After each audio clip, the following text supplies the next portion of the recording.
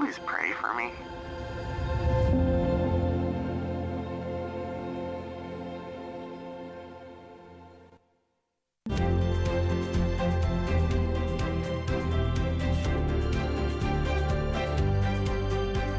You're watching Rogers TV.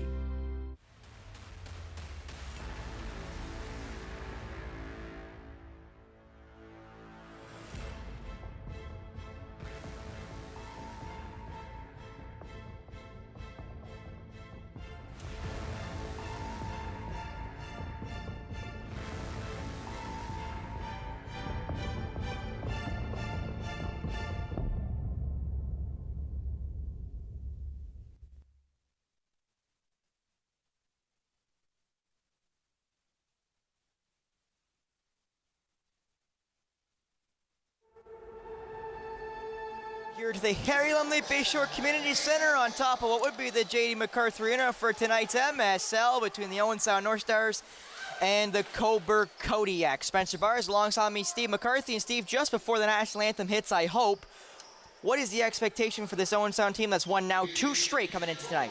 Well, again, you just certainly want to see them continue to improve, eliminate a lot of the little mistakes that tend to end up in your own net. And you know, we've seen some progression throughout the season. We've been in a lot of games, and recently we've been able to compete in 3 periods in a row, and thus we've won a couple in a row. And with that, we'll quickly go to Fred Wallace for the national anthem.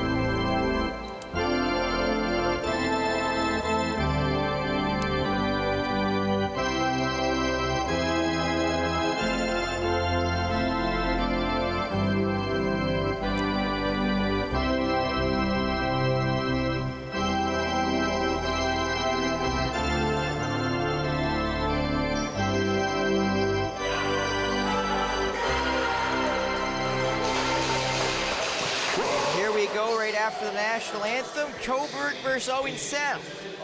Cobourg currently 4-6 on the year, looking to keep themselves above the playoff line, which they currently are now in, just above Oakville. As you take a look at their starting netminder, which, if I'm not mistaken, looking at my stat sheet, for the first time this season, at least his first start of the season, it'll be Joel Watson for the Cobourg Kodiaks. Unlike in the Owen Sound net, it will be the always reliable Owen Sound native, Caleb Barton. Yeah, I think Joel Watson, he's appeared in a couple games this season. He came over in a trade with Brooklyn, or a free agent claim.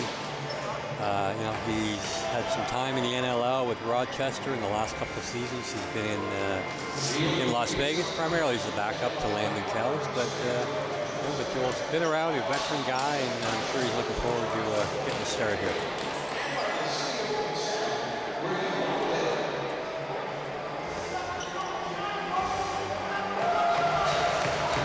Mitch Gustin will take the face-off, and a jump going against the Kodiaks will give Owen Sound the first possession of the game.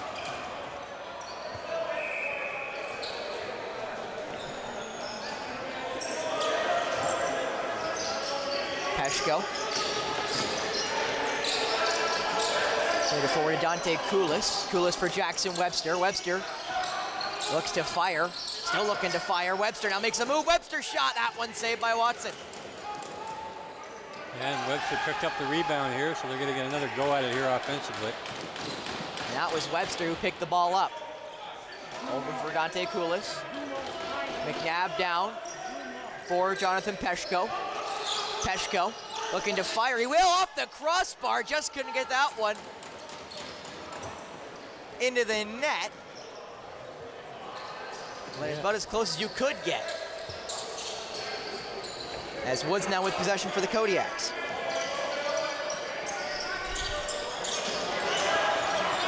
Fired across. That shot scores! An early one through Martin. As Cobourg get the first marker of the game. And again, you hate to see the first shot go in all the time, and also you hate to see to give up the top side. We talk about this again a lot, and you just can't allow them. You got to cut that off. And you know, anyways, lots of time left here. 59 minutes exactly.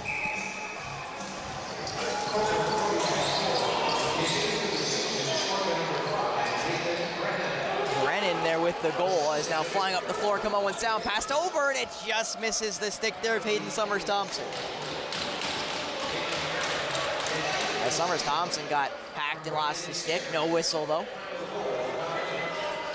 Played back now for Carter Moran, who appeared in the Senior B game earlier. He's now playing in the MSL game now. Yeah, we're counting on the young legs there to be able to last 60 minutes. And McNabb almost got his bucket flipped off there by Pouliot. Gave him an extra whack. Surprised they didn't call the slash on McNabb, but lucky for him, they decided to let it go. Guerin. Played over, and now it's into the middle again. Anderson fires down. Saris shot, and that one saved by Caleb Martin. Had a chance to talk to Saris just before the game, so you get a chance to see that in between the first and second period. As now up the floor comes Tyler Halls and the Owen Sound North Starsthanks. Moran fires back for Tyler Brown. Brown over to, I believe that is Peshko, and they're going to call an illegal screen against Dante Koulis, so all the way the ball will go. Again, that's a pretty, it's not that it isn't the right call, but more often than not, they let those go. It certainly wasn't a big collision on the backside that forced the player to the ground, but nonetheless, if it's consistent, I'm sure the players will appreciate it. Woods gave it off. That shot goes wide. Attempt there by Hair Wires. And now flipped up the floor to Hayden Summers-Thompson. Thompson shot that one right into the chest of Watson.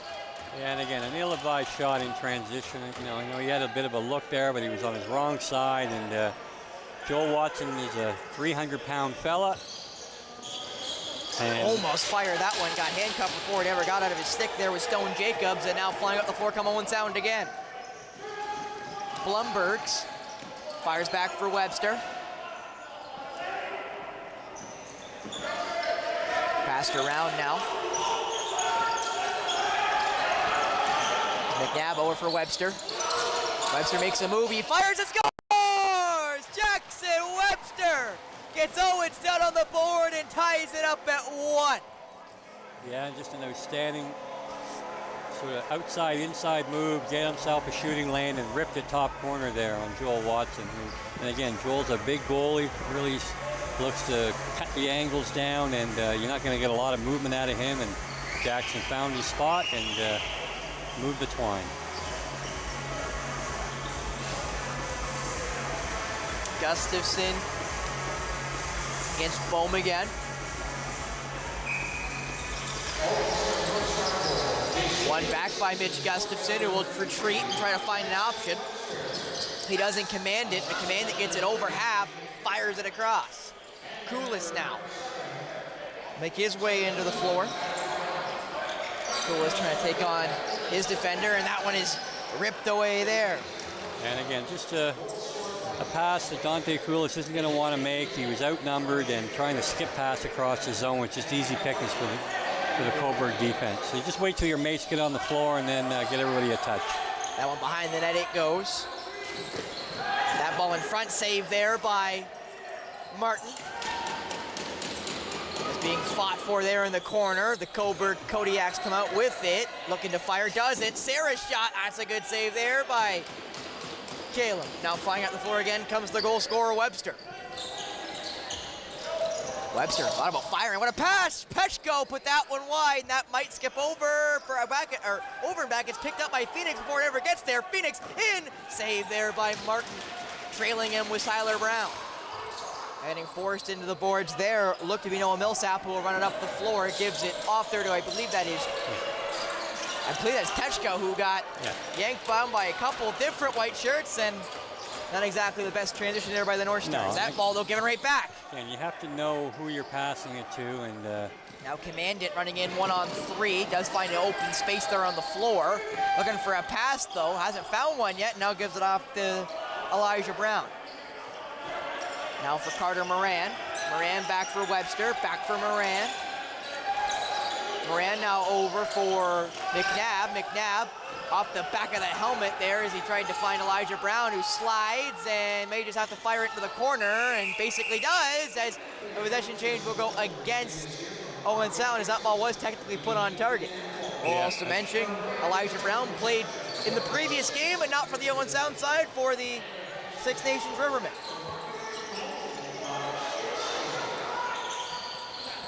Played around the top there is Tara Wires.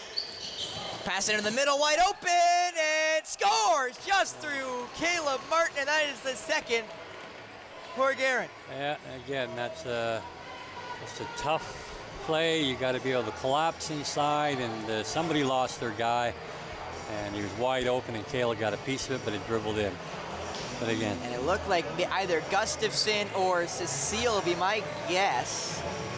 Or pardon me, I think that's Halls, actually. Well, Halls came from the backside as the help, but yeah, that wasn't his side initially. But nonetheless, again, just things you want to clean up, a couple fundamental things. Don't lose your guy in front of your net, and cut the top off. Or don't allow them to come around with that shooting lane. Phoenix plays it back, and it will be walked into there by... I think that was Marcus Minincello that might have brought that ball up. And I'm happy you said that one, because we kept looking at it. Stephen went, I'm going to wait. And I'm definitely going to butcher Minincello. Now flying out the floor goes Gustafson. He's got lots of room to run. Gustafson fires, good save, rebound. And they're going to say he stepped in, and I think Halls did retrieve that ball in the restricted area.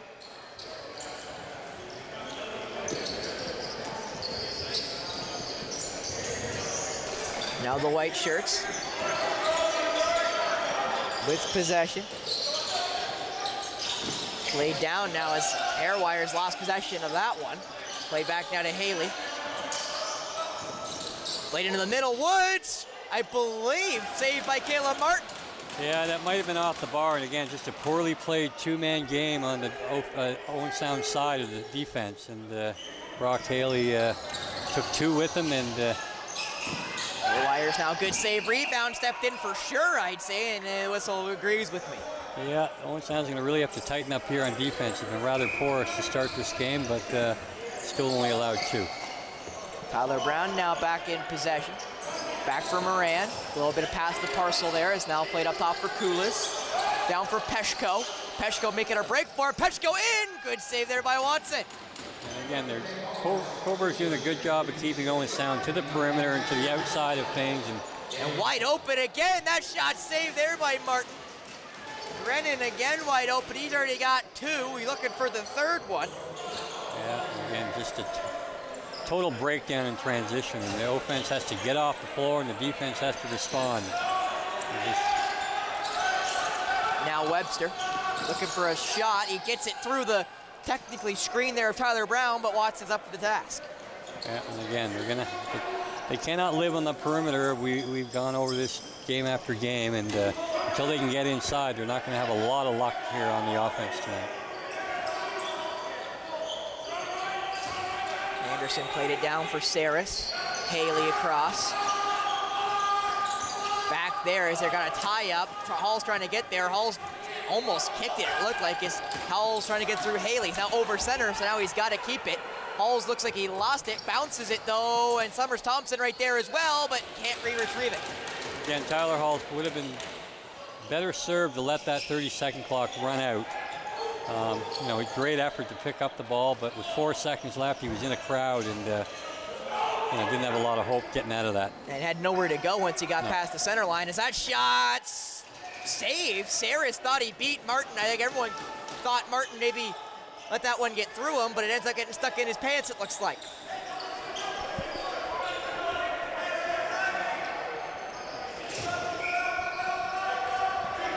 As now forward comes Will Cecile. And Cecile going to play some offense now. Koulis fires, that ball is deflected, and it goes in!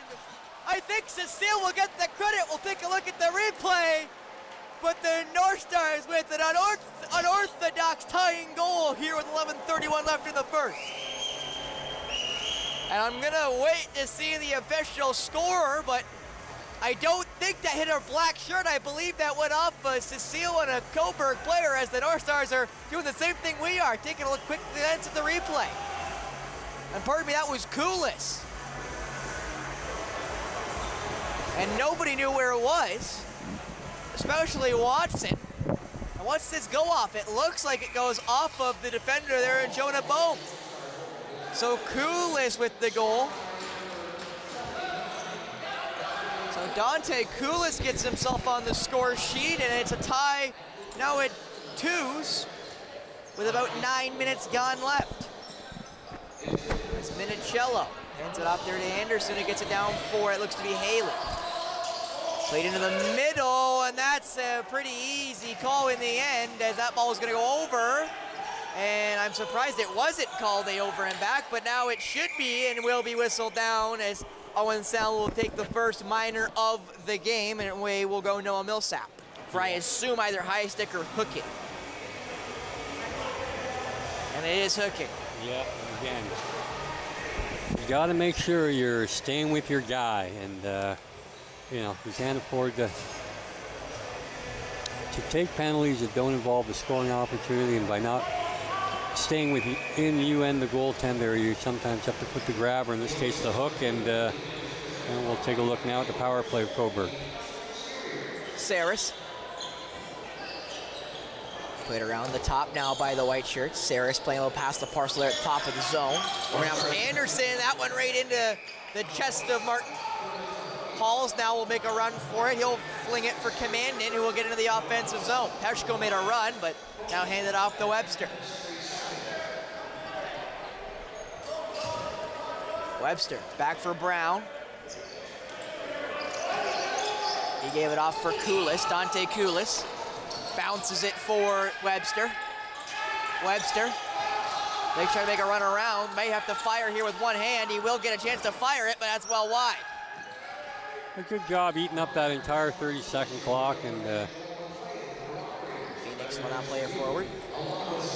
So if they can control here this possession and get it back, they should be able to run the clock out on this power play. Just about. Saris went retreating there. Didn't think Anderson would retrieve it. He does, so Saris now. Brennan playing past the parcel there. Saris will fire it off the board, off of Martin, and in the restricted area for Halls, who thought about making the stretch pass there to a runner, which was Will Cecile. Halls thinks better of it, and Halls will make a run for it now. A weird change by Cobourg. May have gave Halls a chance to make a run at the net, but thinks better and decides to chew rightly and save the rest of whatever they can on this minor. That shot right into the wickets there, as that was Greg Elijah Brown, as now a minor's going against the white shirts. So the rest of the Cobourg power play is now over, or should be over, and it'll be 4-on-4 for 26 seconds, and then it'll be a power play for 1:33. As away goes there for the Kodiaks, look to be David Anderson, one of the more potent offensive options here for Cobourg. I believe he's currently second on the team in points, which I would be right with 17. Peshko. I think you'll see some isolation here for Peshko. Not really many guys can handle him one-on-one. And over now for Webster. Webster, nice move again. Webster in, that shot saved by Watson. Now Pouliot will run it up the floor. Fired it forward, gets it there. That shot saved there by Caleb Martin.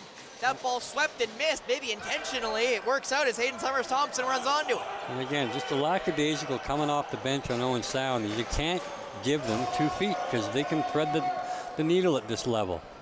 So, you certainly can't expect that they can't make that pass. You have to play it as though you think they can make it and cover it accordingly. Peshko for McNabb. McNabb back for Peshko.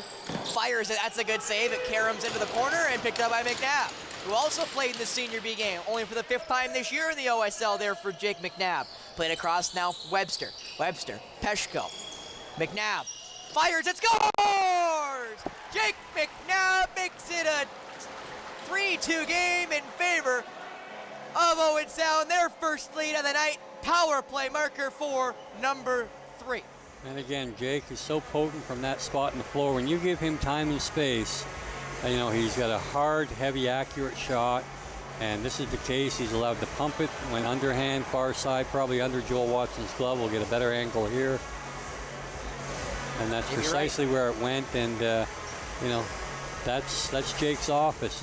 To defend him, you want to cut that off and make him play in other areas of the floor where he's not comfortable. And but that's right up his alley.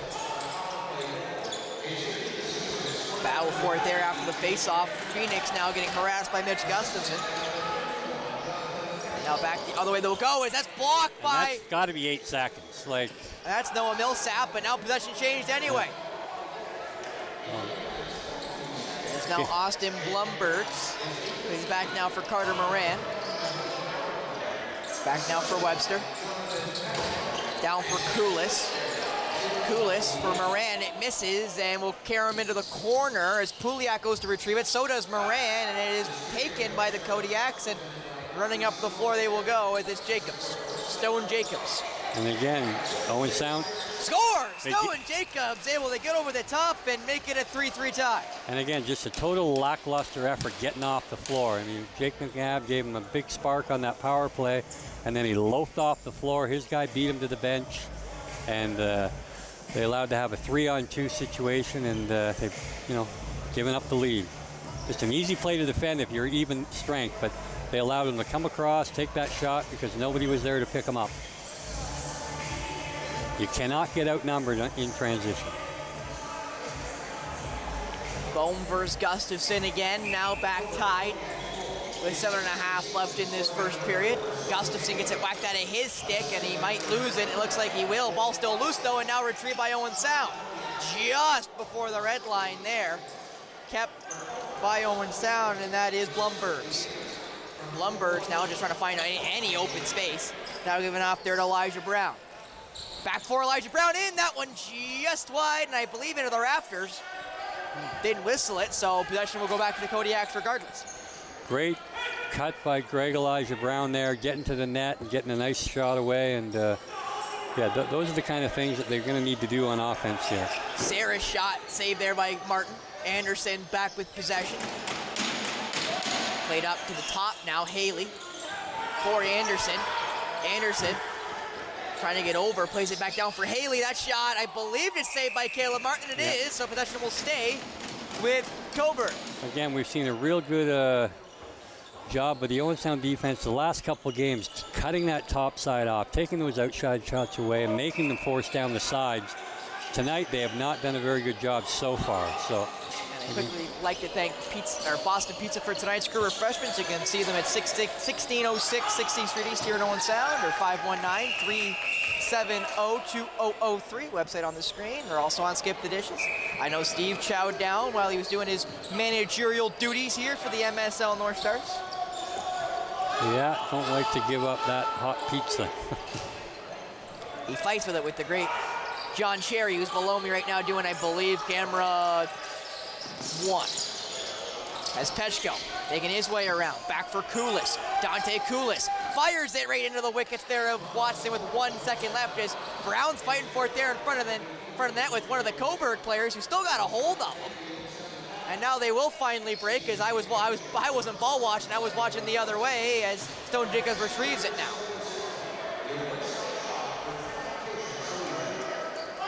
As Aaron Woods now fires it, that ball is blocked before it ever got there. Play now into the middle, still never got there, as now it goes into the corner and is picked up easily by Commandant, who plays it forward for Tyler Halls, who will cruise. Halls with a nice fake towards Moran now. Bounces by Sykes for Webster.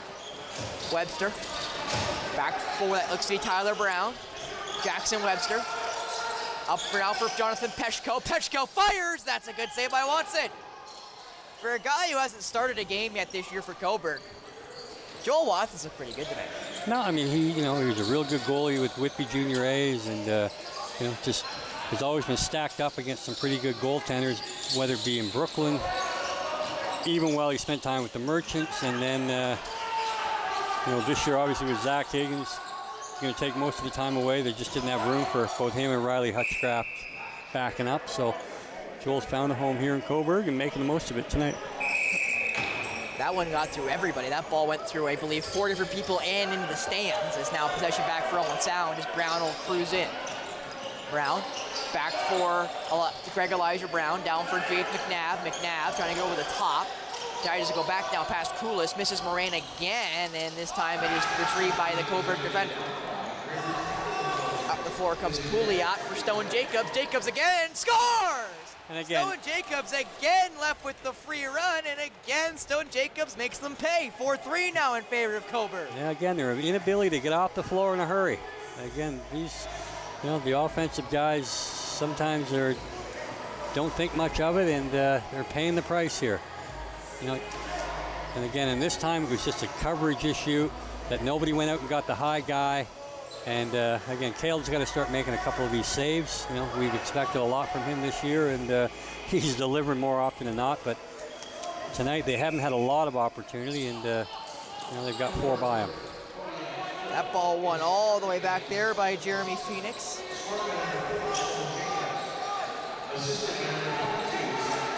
Now Phoenix will play it forward. Haley fires it and save there just by Caleb Martin. Nice move there by Commandant. Plays it forward. That's now Elijah Brown will play it. That looked to be for Webster. Webster almost mishandled it. Now getting forced into the boards as Webster does find a way through. Webster back for Tyler Brown. Brown will fire it off the post and deflect it before it got there. Pechko can't pick it up and will take a bump for his trouble, and now Stone Jacobs will go. And it's Jacobs on a break for his 3rd, and Jacobs misses the net, but the ball pops out, and they're gonna say possession call back for Owen Sound. Lucky there for Halls and Martin, you'd say. As now Skeen. That would have been quite a tough one to recover from there. So great job by Cale to take this net away from him, and I don't want to see Owen Sound get Peshko involved here.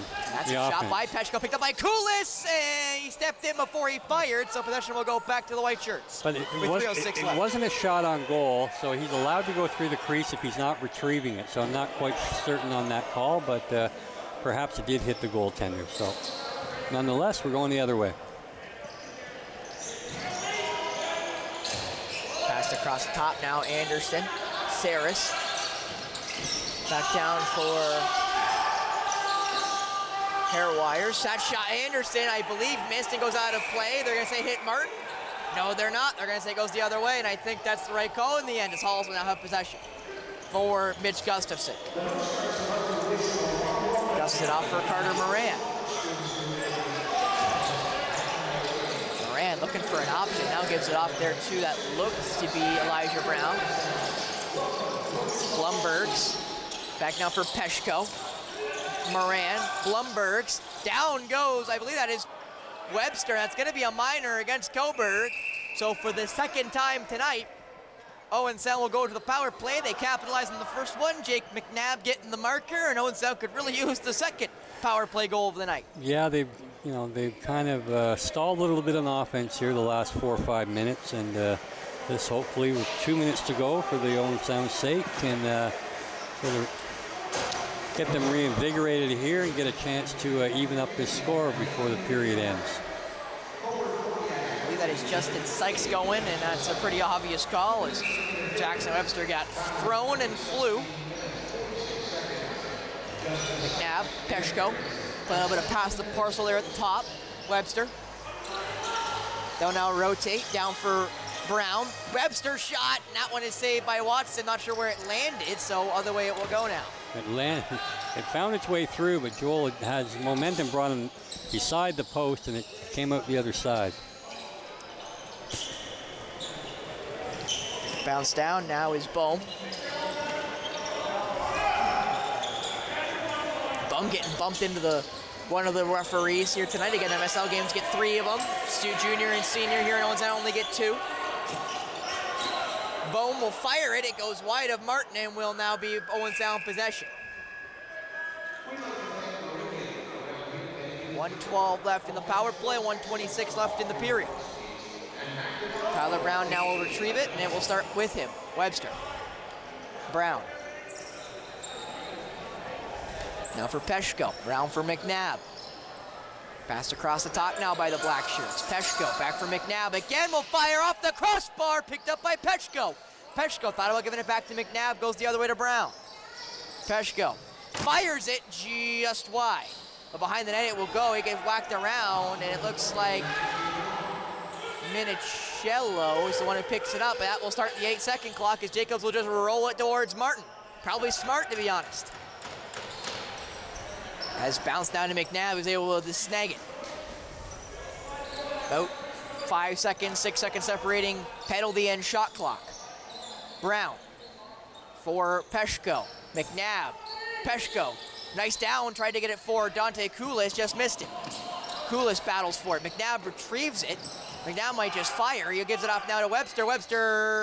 McNabb gonna have to fire it, and it's saved there, as should get there. Just couldn't as Webster, and that's gonna go the other way now.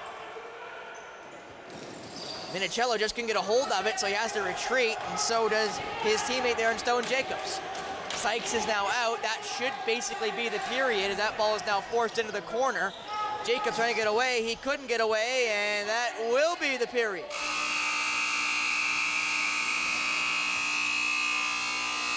Four to 3 after 1 in favor of the Kodiaks over Owen Sound.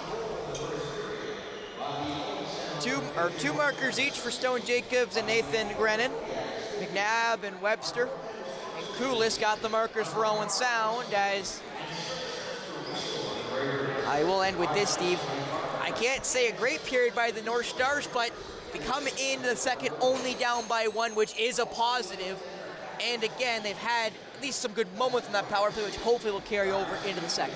Yeah, I mean, again, anytime you don't play up to what your expectations might be and still be in a game at 4-3 and had the lead at 3-2, you certainly, you'll take that. But again, just giving up transition opportunities is just a recipe for disaster. We saw it earlier today against the Senior Bees with the Six Nations Rivermen, scoring a number of goals in transition, which probably ended up being the difference in the game. And he certainly, from the Owen Sound's perspective, want to eliminate all those opportunities. And that's just fundamentals, getting on and off the floor, knowing who you're taking before you even come on the floor, reading the play as a defender.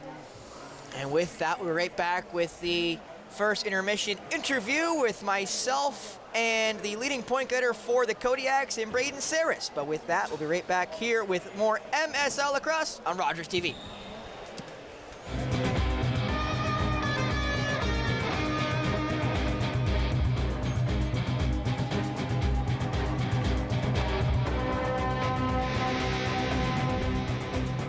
With Rogers TV, you can cheer on the home team from the comfort of your living room.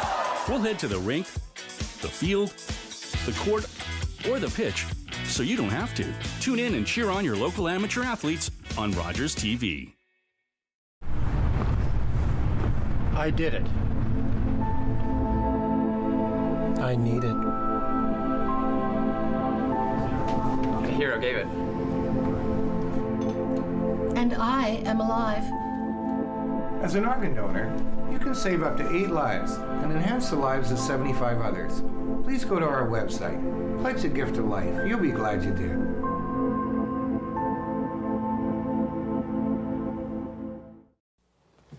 Your visit isn't really necessary. I'll judge for myself. I know you're an MP, Miss McPhail, but a woman has never... I am not leaving till I do.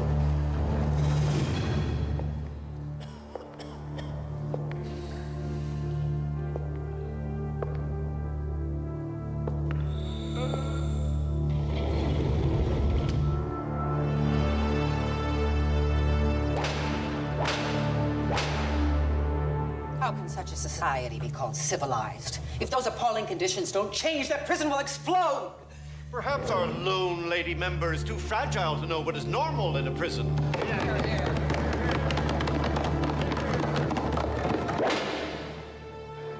Is this normal?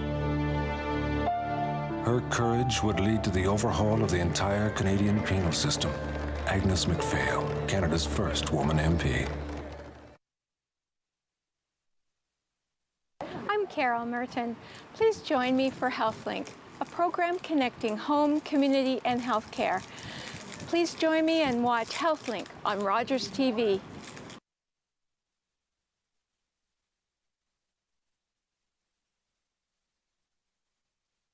Welcome everyone back here to the BYSHORE. Spencer Byers, and alongside me, Jonathan Petchko of the MSL North Stars. Jonathan, you've had a great season so far for Owen Sound. You had a hat trick in the first win of the season down in Brampton. You continue that against Oakville. What is it like to finally get a first couple wins of the year?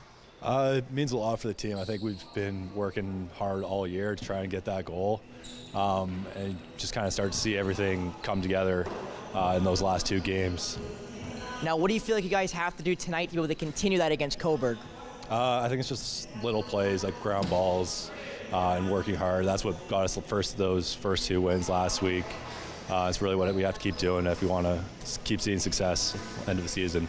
Now you're playing against this Cobourg team that is 4-6, the same as Oakville is right now, so they're still playing for playoff hopes. What do you feel like you guys have to do against specifically Cobourg the next 2 days? Because again, you got to play them in Cobourg tomorrow to be able to get out with at least one win, maybe two. I think a big thing is just keeping a level head, especially when you're playing against the same team back to back. Just keep going shift after shift and keep doing the small things.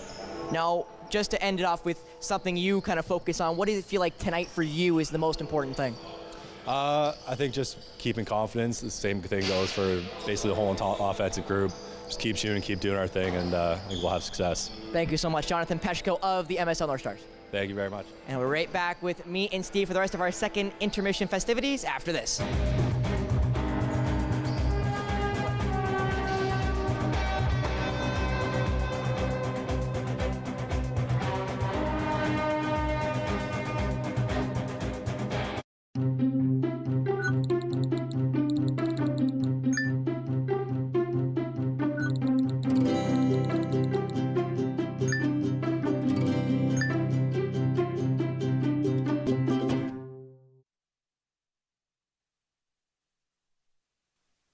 Hi, I'm Tiffany James, the host of Her Story.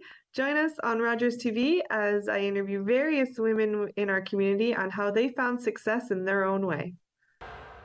I walk for my partner who is on dialysis. I walk in memory of my dad.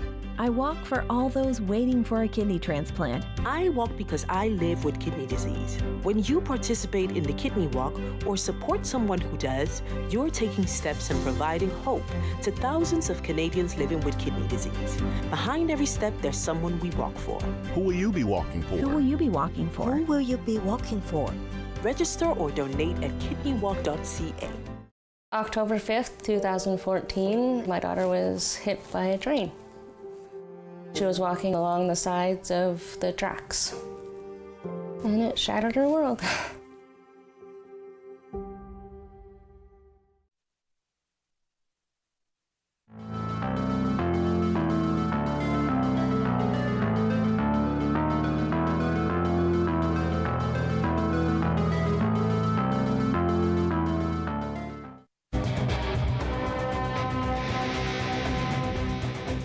Welcome back here to the Harry Lumley BYSHORE Community Center. Spencer Byers alongside me, Steve McCarthy. And Steve, I know we talk a lot about the transition play of your team, sometimes the defensive lapses of your team, but I think right now with this being the last home game, 2-game winning streak, you finally get your first couple wins of the MSL season, of the new iteration of the Owen Sound team.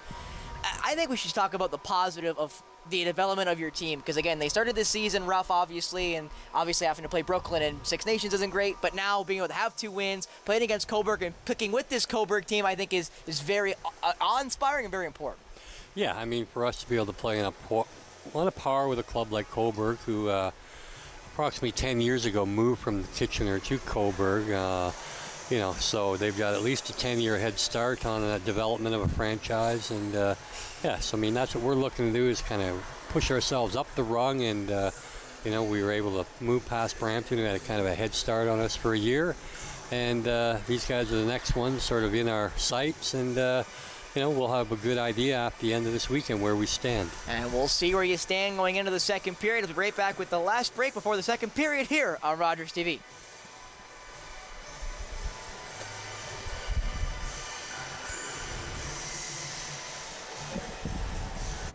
Hi, I'm Sarah Carmichael. Thank you so much for joining us this season on Grey County Life. Thank you to all of our amazing guests for being a part of our program. We are going to be taking the summer off, and we'll see you in September.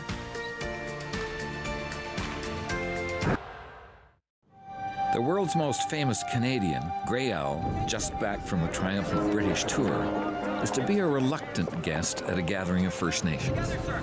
Archie, you may not realize this, but right now you are the most famous Red Indian in the world.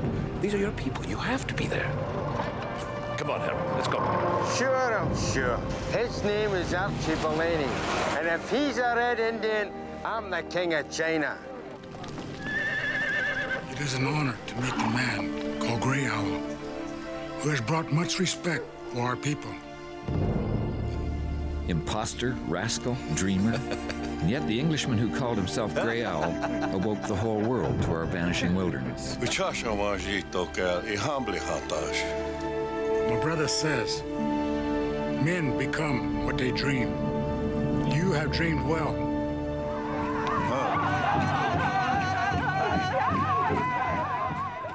Public transit, garbage pickup, parks and recreation programs, snow removal on your street. How can you stay informed about these and other important local services? Tune to City Council coverage on Rogers TV. See your community leaders at work on Rogers TV City Council coverage. And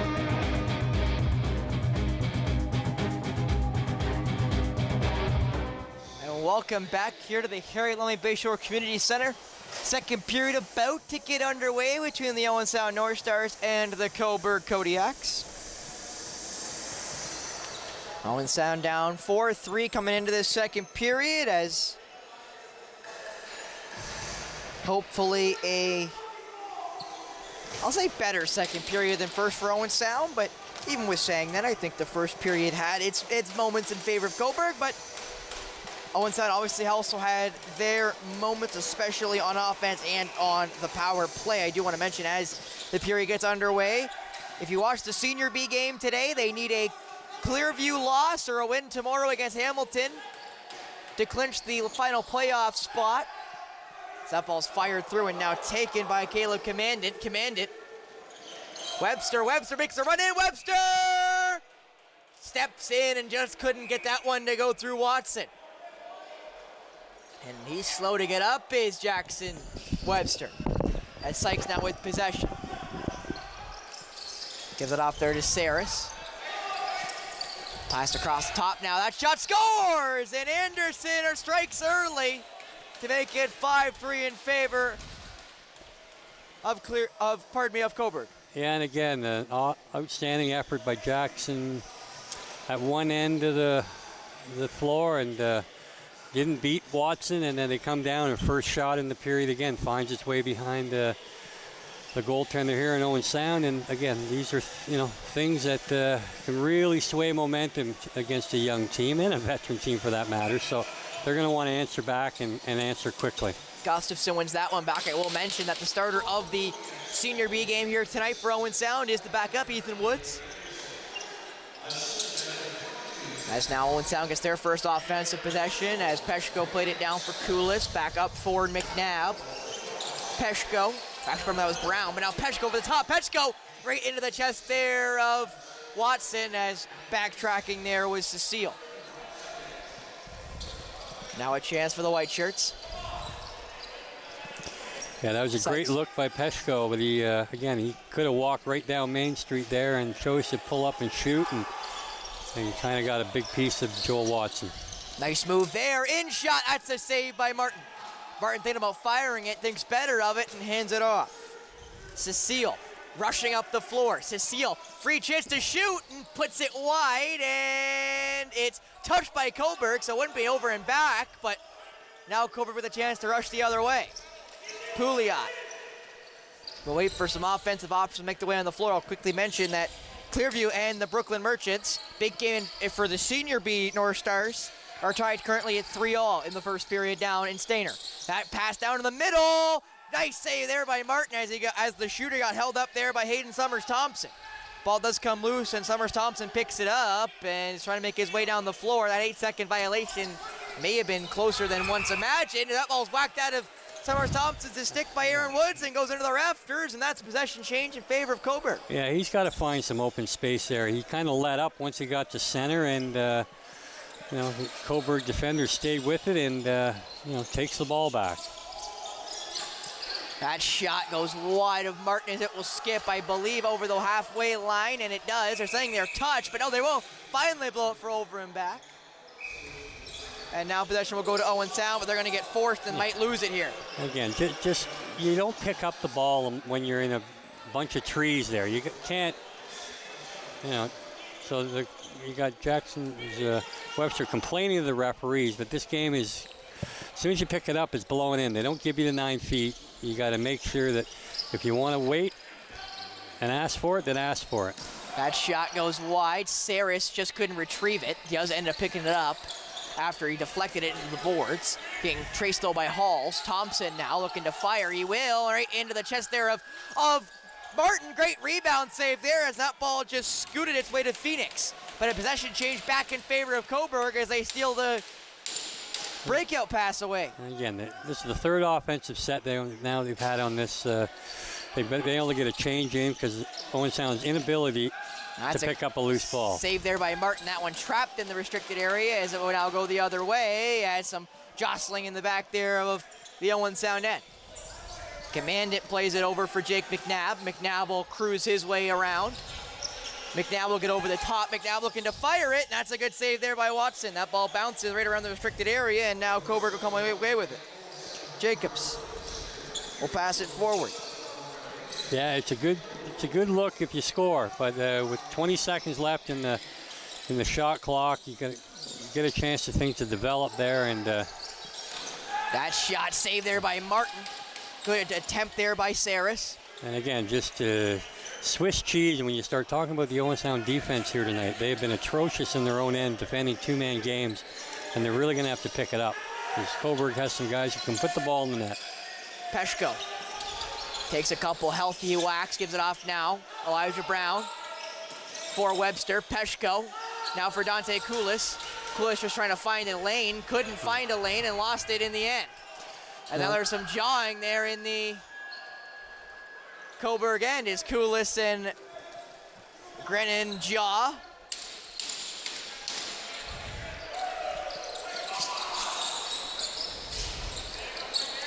Played down now by Haley.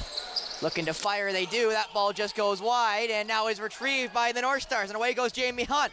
And Hunt rushing down the floor. Hunt may have a chance to shoot. Hunt does! It scores! Jamie Hunt with his first MSL goal of this season, his first point of the season, and Hunt makes it a one-goal game. And a big goal there to sort of get them back into this by Jamie Hunt, who is certainly more of a stay-at-home defender, but he really turned the Jets on. He didn't let anybody catch him, and I think they didn't expect him to shoot, and he did a great job depositing a far side on Joel Watson, who kind of overplayed his short side. So great on Jamie Hunt to make sure he found it and found a hole and put it in. You know what's great, Steve? He's the last name on the stat sheet. It's Pouliot now the other way, saved by Caleb Martin just. As now the other way will come Owen Sound. He's the last name on the stat sheet for Owen Sound. It's now quickly the other way. Halls, that shot saved by Watson as it goes high into the netting. Yeah, great look there. And again, it just shows you how quick things can happen in transition. Owen Sound scores one. Cobourg goes right down off the draw and almost scores. And then Owen Sound on the rebound comes down and almost scores. So both teams are not going to be happy with that ball's blocked by Stone Jacobs, but he didn't know where it was, so Peshko retrieves it. 10 seconds on the shot clock. Up now for Webster, who fires it right into the net there of Watson. That ball scoots out of his area, so he can't retrieve it. And now away is going to come Cobourg. As Ellerton hands it off now to Sykes. Sykes down to the opposite corner. He goes for a change. Saris right across. Thompson now for Anderson. That one is saved there by Caleb Martin. Webster.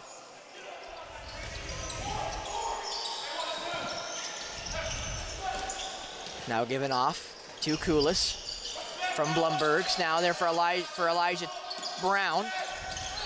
Stick lost there for a Cobourg defender. Pass down now for Blumbergs. Blumbergs trying to break his way through. He does. Blumbergs just couldn't get around though.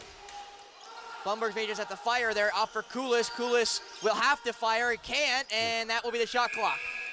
Yeah, again, there's just an inability to get inside. They're just standing around off ball, watching the ball carrier, not working hard enough off ball to get open. So, again, this is something that's going to have to change. And stolen now by Millsap. Millsap quickly up the floor, and away will go. Oh, it's Sound! Great save there, and the stick by Watson on Will Cecile.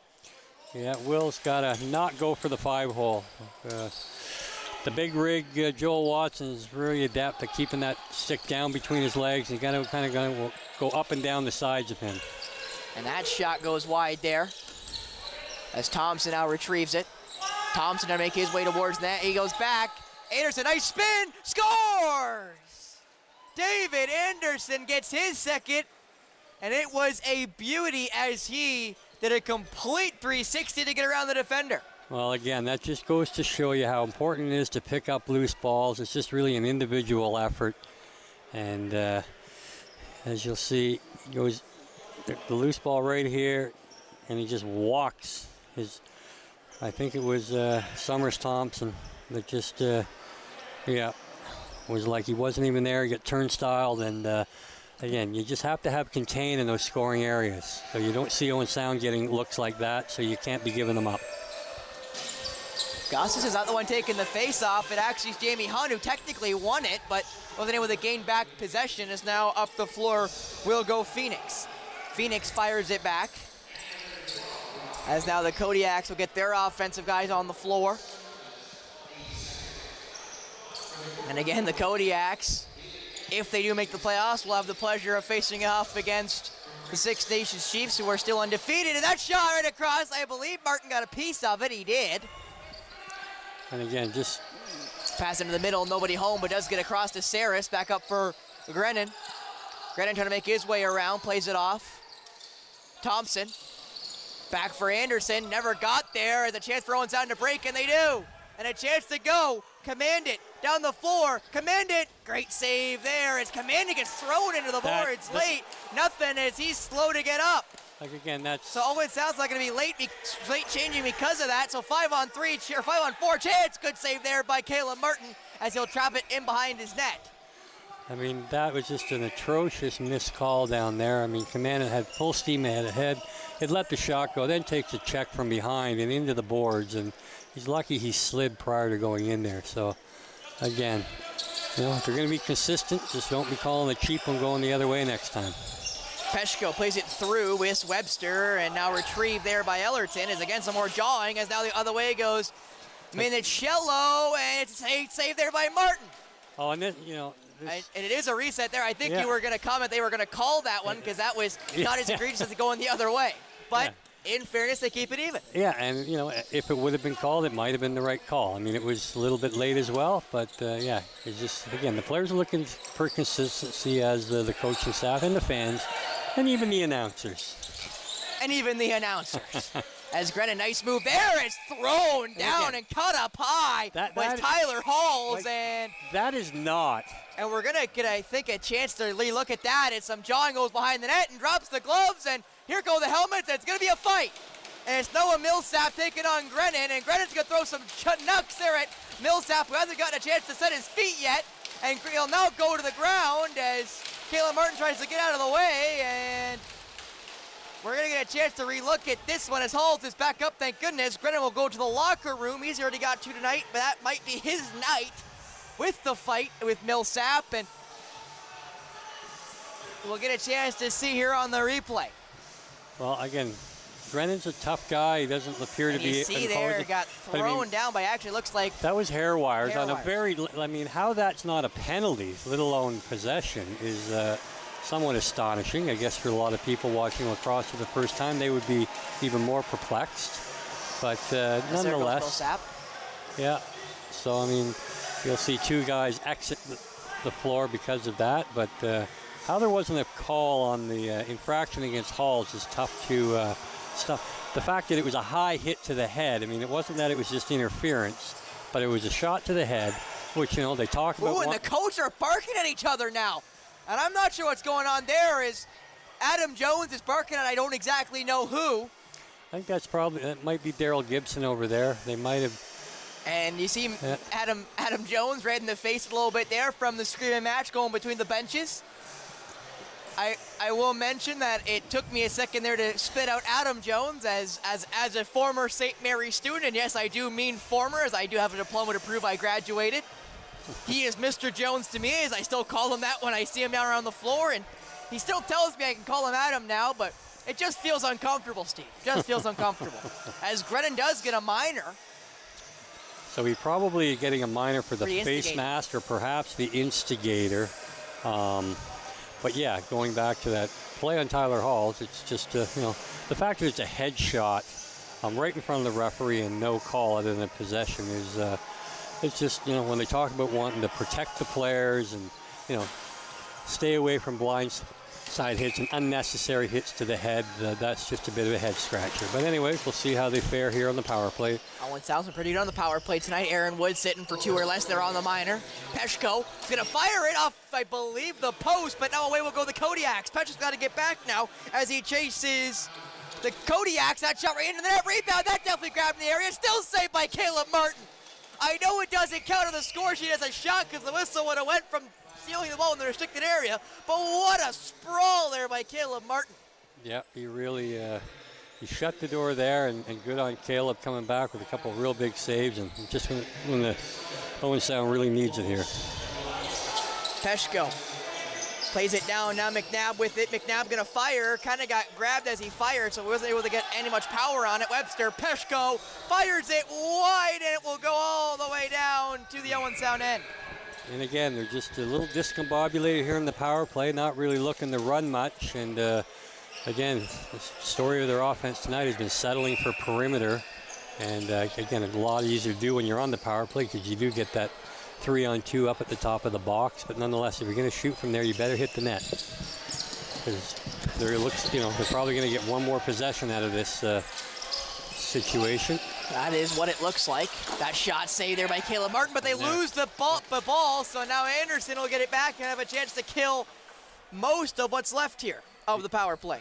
Yeah, these are just killers when it comes to a power play. When you can't, you know, with the extra man advantage, take possession of those rebounds and loose balls.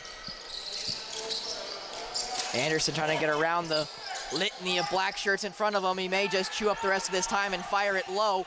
They play it across now to Thompson. Thompson, as that will be a possession change in favor of Owen Sound, as guys go flying everywhere. This will be the last chance for Owen Sound. They have 20 seconds left here in the power play. That almost got stolen by Stone Jacobs.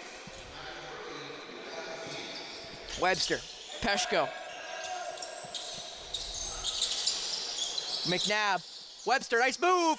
I thought that was a pass, but it looked like a shot. It is now Elijah Brown for Peshko. Penalties have been about to expire. That shot by Brown, good save there, as Brown's able to kind of retrieve it for the second. Webster's able to block it, and Brown's able to pick it back up, lose it, picked back up by Webster, who just jostles it to Elijah Brown. McNabb now, back down. That's a good save. Rebound. Brown will think better of it with now back to 5-on-5 and back to a possession clock in favor of Owen Sound. Webster fires. Good save there by Watson.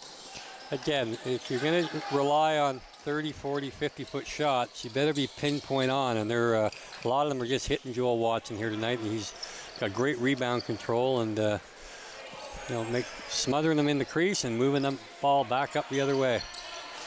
You're seeing a lot more movement on the Kodiak side of the ball. That one, Hairwire scores, but he stepped in before he fired. I do agree with that whistle, as now we'll go the other way for Webster. Again, you have to defend better. Webster down for Moran. Good save there. Rebound picked up by Koulis. Dante Koulis. Now back for Peshko, who gives it back over for Koulis. Koulis gets the screen from Peshko, has to give it off though to Brown as he never got any space. Down for Moran. Moran out now for Koulis, who fires it. It gets blocked. Brown picks it back up. Brown will just scoot it behind the net as he still can't get out, and now a helmet gets ripped off there of Webster. So away it looks to go Jonah Bohm, as I think Webster's going to go too. No, he's just picking up his bucket. He's just picking up his bucket. I thought he was just going to pick up his bucket there for a second, but I was worried they were going to somehow give Webster a minor on that. We'll see if we have a replay of what exactly just happened as poor Webster's bucket just got forcibly removed. You see there an extra whack the other way, and then grabs a hold of it and makes sure he got rid of it. As it's a 2-minute minor there as both goalies now go for their water break, as again it is rather smoldering here in the Bruce Gray area. 27 last time I checked, could be down to as low as maybe 25, but still for us country folk, it ain't exactly cool here in the Scenic City. I know for somebody like you, Steve, down in the GTA, 25's, we're going to the gravel beach. Yeah. It's a roughing call going against Bohm and the Kodiaks. As other chance of the power play of Owen Sound to get something done. They weren't able to get any on the last opportunity, but have gotten a couple markers here tonight on the man advantage. McNabb. Over now for Brown. Peshko. That was Moran. Brown and Peshko make a pass. That shot saved there by Watson, and should be there is McNabb. Hasn't retrieved it just yet, and now will before he gets to the center line, but gets to the fresh shot clock anyway. So it wouldn't have been an over and back because it was deflected before it was retrieved by Owen Sound in the end. Peshko back down for McNabb. McNabb across. Brown just couldn't retrieve that one, but Moran's able to pick it back up. Peshko. Brown. Shot it from an odd angle, and where's that ball? It's inside, I believe, of Watson. No, it was just outside the post. Again, with 2 or 3 seconds to go on a shot clock, that might be something to look at, but not with 13 seconds to go. I mean, this power play has just been very stagnant tonight. Not a lot of crisp ball movement, not a lot of great execution. So they're getting opportunities, but they're going to have to start making something of them. And it feels like the second period, he was flown by. Yeah, I mean, as there's only 6:30 left in it, and it's only 8:03. So we've only been, in almost 40 minutes, or 34 minutes of game time. We've only had an hour so far game. Again, their inability to defend on the power while they're on the power play when they have the extra guys, resulting in a secondary ball control here by Kodiaks, and the power play will pretty much be over here. And some more shoving. There's going to be some grabbing there as Hairwires grabs a hold of the bucket and is trying to rip it off there of Caleb Commandant, and they're going to go finally, and Hairwires, I think, pulled off his own bucket, which is illegal. And he's waiting, and there they go. Hairwires, and some big shots there as Hairwires got the jersey, trying to pull it off. He does. Jersey's now off. Some blood going for Hairwires as they keep chucking. And the referee's letting them go. Commandant still throwing, and down they go. So there's a second fight, and again, Steve, these two teams have a second game tomorrow night in Cobourg. As away will go Commandant as they come to clean up some of the blood around the eye of Zach Hairwires.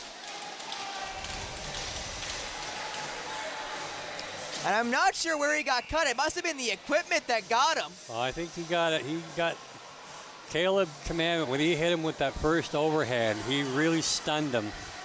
And he caught him up over the eye there. Well, I can tell you Tetsuya Yamada is in the building. He's played one game for the MSL team. He's in a cast right now. But the reason why I mentioned Tetsuya, not only because I told him how to watch the game live, but I also want to mention that my second favorite boxer on earth is Japanese, I think, bantamweight Naoya Inoue, and that right hand and that blood is Naoya Inoue-esque. Well, again, Caleb Commandant is a pretty strong guy in a small package, and Zach Hairwires is a a veteran guy, and he kind of rangy and always plays aggressive on the O side of the ball. And obviously he probably took a look and figured there's not much to this kid, I'm going him. And he found out in a hurry that sometimes big things come in small packages. We'll see how the penalty shake out, because I believe they were going to call an initial penalty against Hair Wires for the shot to the head on the punch just before the whistle was blown.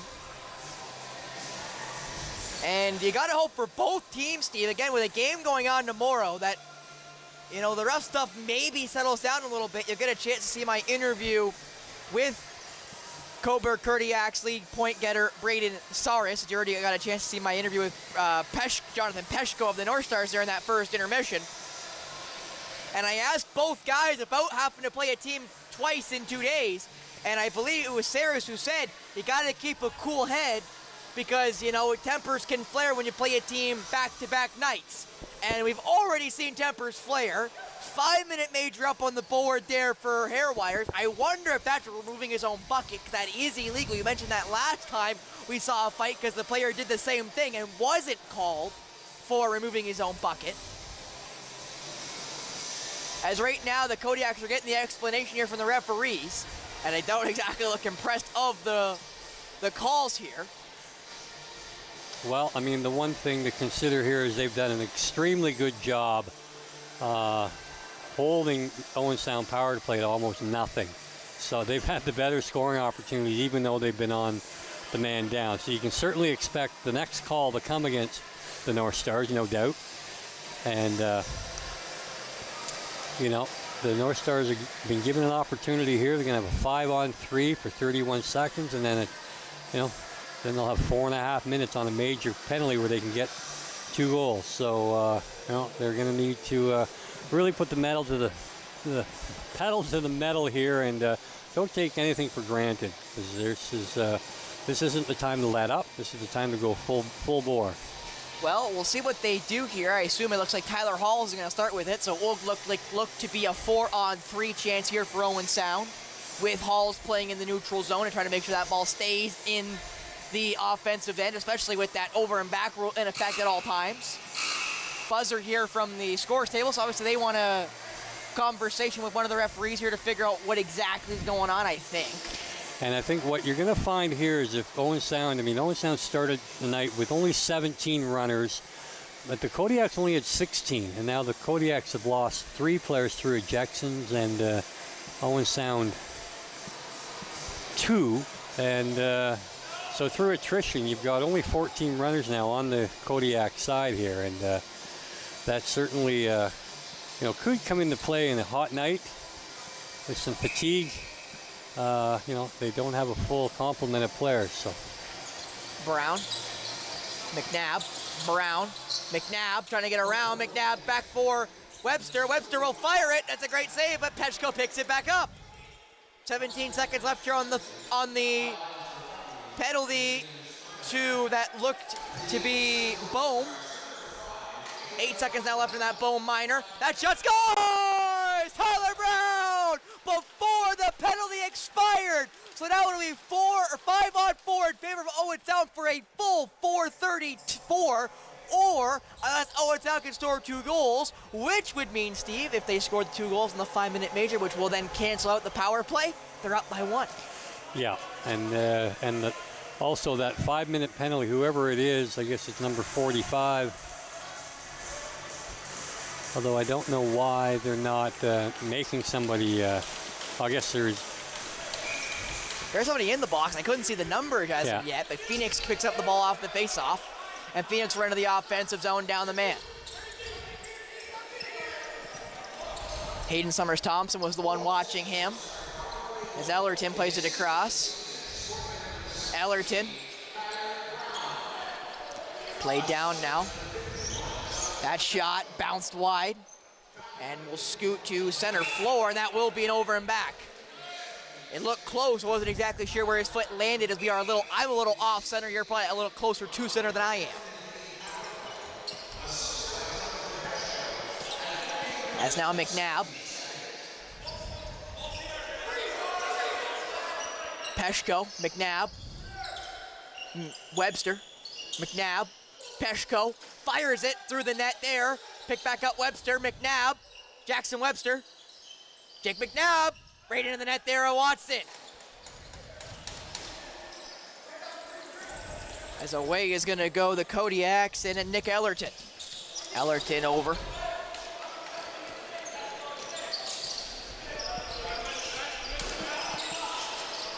As now Saris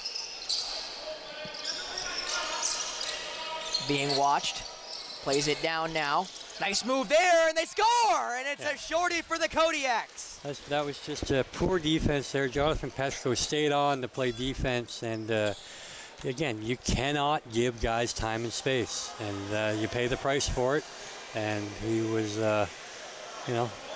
too much room here, and he just walks them. And now I'd assume that's pronounced Curtis. That's Curtis Romanchuk, who's a backdoor defender, who obviously showed a little bit of skill and finish on that. But, irregardless who you're out there against, you can't give them that time and space. So to have a shorthanded goal against you on a 5-minute major is just a real momentum killer. That is Romacic.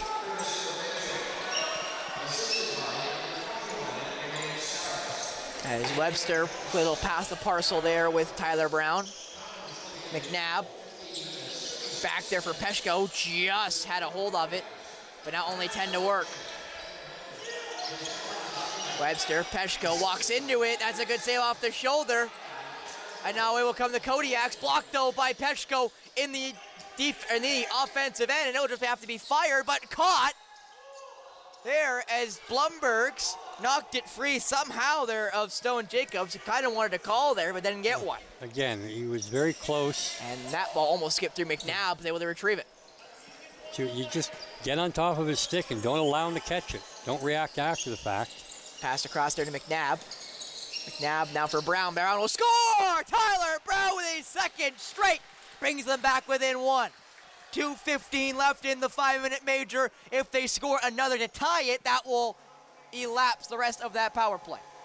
And again, great look by Tyler Brown, and he scored some nice goals this year for Owen Sound after being picked up from actually the Hamilton Senior B club, who acquired him through a roundabout way through the Six Nations Rivermen and the Clearview Senior B club, but the Crushers. But nonetheless, they got that one back. Now they're gonna get the last one. A great draw by Mitch. And again, still on the power play, our Owen Sound, as now Webster. Back for Brown, he's got 2 in a row. Brown now over for McNabb. McNabb for Brown. Cross for McNabb. Peshko, back for Tyler Brown, and again, that one just goes wide, and it's caught on the carom. Romancic, and now away will go Ellerton and the Kodiaks.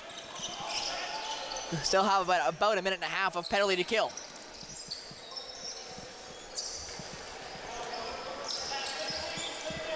(4-3) we came in favor of the Kodiaks. That ball's given away to Peshko. Peshko will make his way up the floor. He's got a runner in front in Blumbergs. Doesn't end up giving it off to Blumbergs, he'll just walk it in. Wait for his power play mates to make it. Webster, Peshko, McNabb. Peshko, Webster, Peshko, Webster. Peshko, that shot saved there by Watson, died right in front.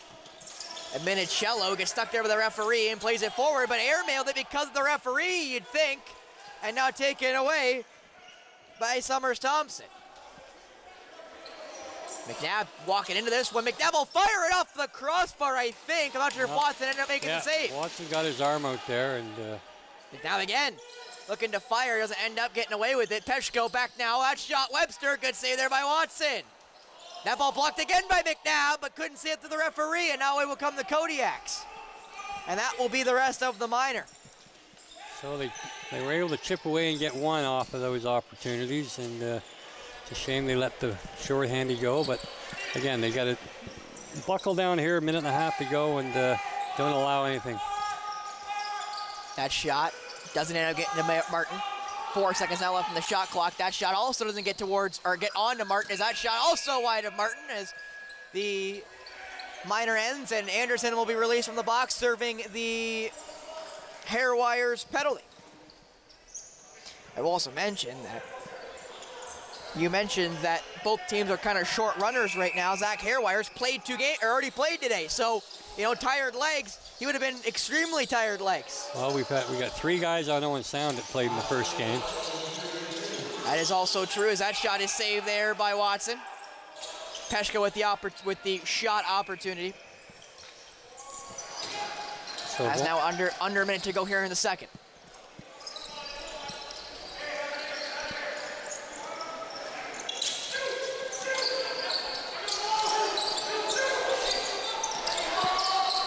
Thompson now trying to make his break for it. That shot saved there by Martin. Ball bouncing as Halls make his run now. Maybe the last possession of the period. Halls runs it into the offensive zone, looking for an option, and we'll take the timeout. Will Owen Sound. 4 seconds separate shot clock and game clock as the timeout is taken by Coach Adam Jones. And they got to assume with that, Steve, Caleb Martin will take his exit of stage left.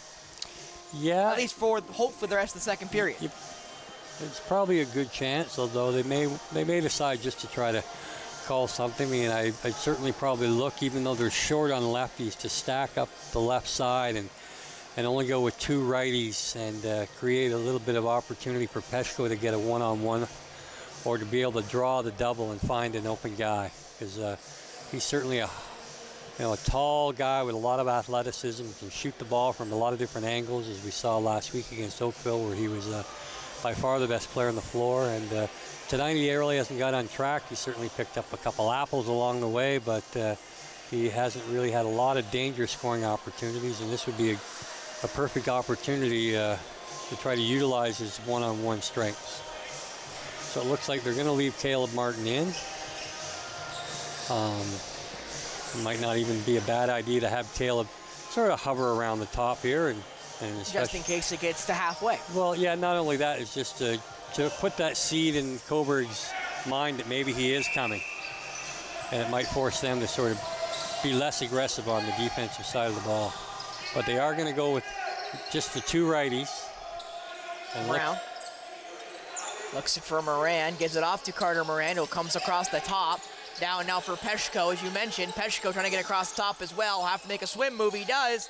Might not be able to fire it, though. What if he does? Great shot there. Good, better save. Moran couldn't retrieve it, but that will be the period.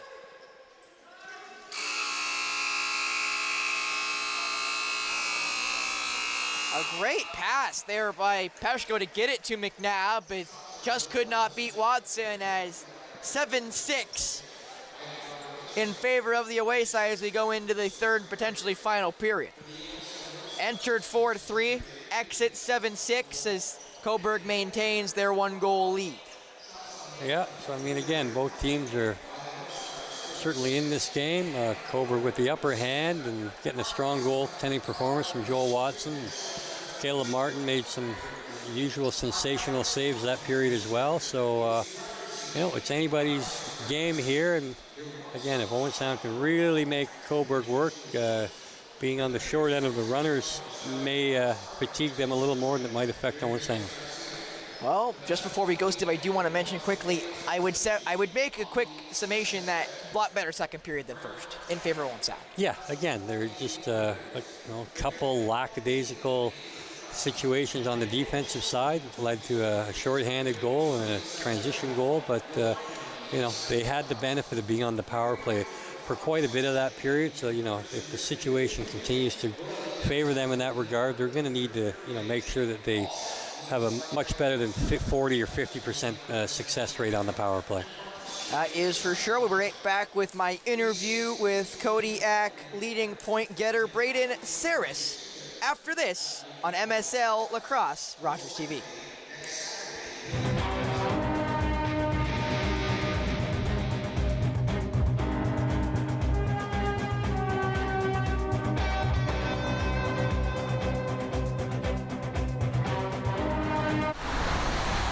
Are you the type who would keep going or stop?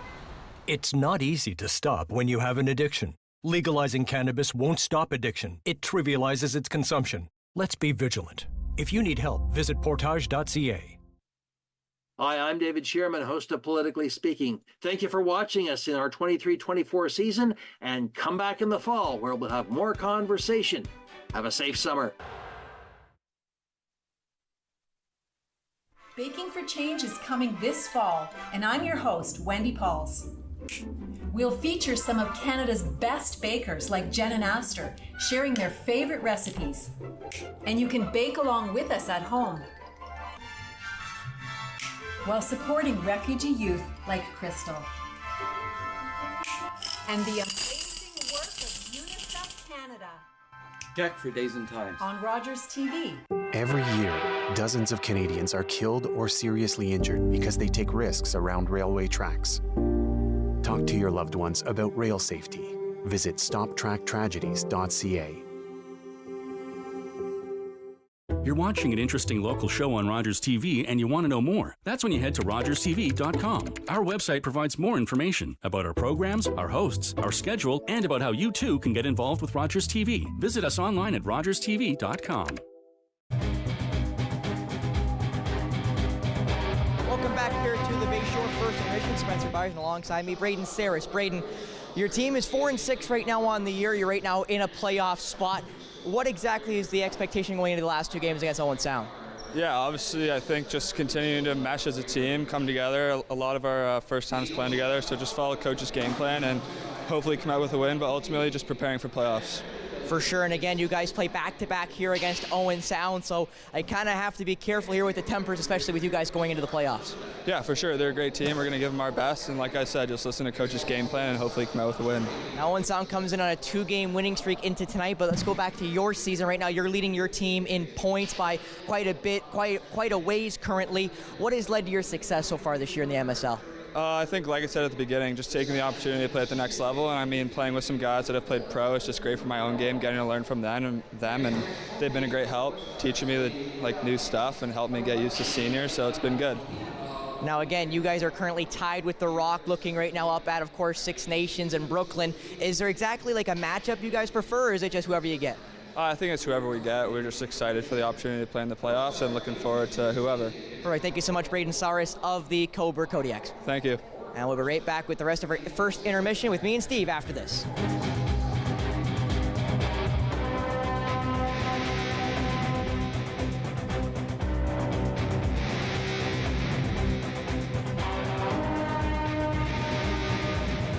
With Rogers TV, you can cheer on the home team from the comfort of your living room. We'll head to the rink, the field, the court, or the pitch, so you don't have to. Tune in and cheer on your local amateur athletes on Rogers TV. Ladies and gentlemen, I will endeavor to describe the feeling on this ship. The American ship is just trailing the Blue Nose. Angus should never have agreed to this last race. She's too old. That it!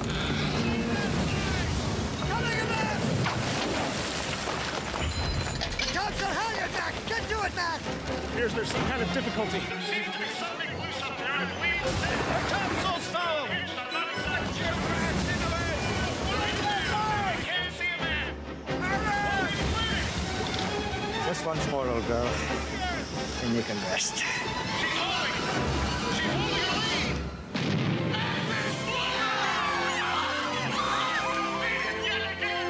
Her last race and still undefeated, the Blue Nose out of Lunenburg, Nova Scotia was fastest in the world for almost 20 years.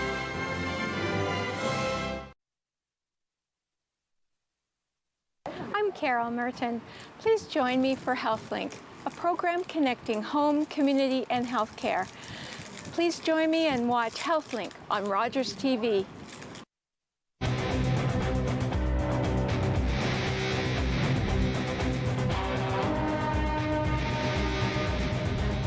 Back here to the Harry Lilley BYSHORE Community Center, and on top of what would be the J.D. MacArthur Arena. 7-6 in favor of the away side, in favor of the Cobourg Kodiaks over the Owen Sound North Stars here in the final home game of the MSL season. They will play one more game down in Cobourg tomorrow night. just after the Senior Bees and their season against Hamilton here at home. That will be here on Rogers TV, not by our crew, but by the Your TV crew down in Cobourg. So definitely watch that one right after the Senior B game tomorrow at 4 o'clock against the Hamilton Bengals to end the Senior B season. I haven't had a chance to look at the Clearview game against the Merchants. Last time I checked, it was 7-5 in favor of the Merchants. 8-6 now as Mark Perry gives me the quick update. So 8-6 in favor of the Merchants. So right now, Owen Sound is in line to lock up the number 4 spot and will take on the Rivermen if that is how things shape up. But with that, we're right back with the third and potentially final period between the Kodiaks and the North Stars here on Rogers TV.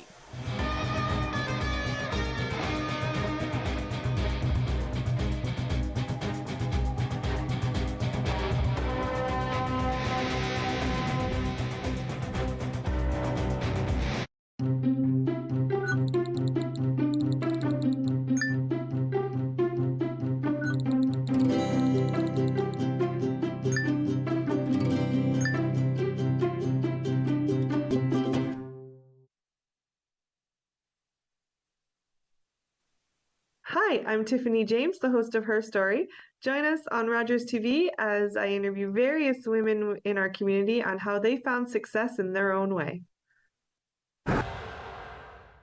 Hello, I'm Liz Dowdswell, Lieutenant Governor of Ontario. In 2008, carbon monoxide, a deadly invisible gas, killed an entire family in our province. That tragedy led to a new law requiring homes with potential CO sources to have alarms.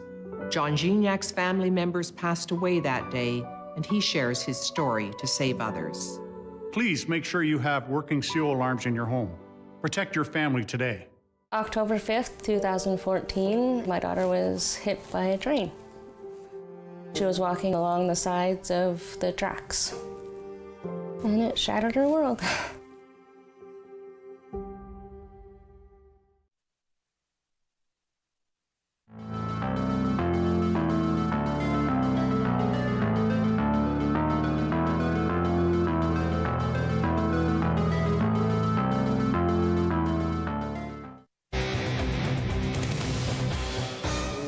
Welcome back to the Harry Lumley BYSHORE Community Center. 7-6 in favor of the Cobourg Kodiaks over the Owen Sound North Stars. Spencer Byers alongside me, MSL GM Steve McCarthy. And Steve, big third period for your squad. Look to make it 3 in a row in the win column. Yeah, they're quickly up the floor though come Cobourg, as they were able to steal the ball right off the face-off, and ooh! Okay, if they would have called the first one, they wouldn't have had the retaliation, and now that's going to cost, it could very well be a game expulsion there for a penalty occurring in the change zone. So if they would have called the late hit, at least a turnover, possession call, that would be fair game. Gustafson's going to go to the box. We'll see if we have a good replay, because I didn't see it. I was watching the ball on the far end. Yeah, he gave a little shove there as the player was exiting the floor. And, so you can tell there, if you're good at lip reading, Gustafson obviously not happy with that call. No, I mean, he was knocked to the floor after he had turned over the ball into the boards, and it would have been easy enough. And they're going to send him.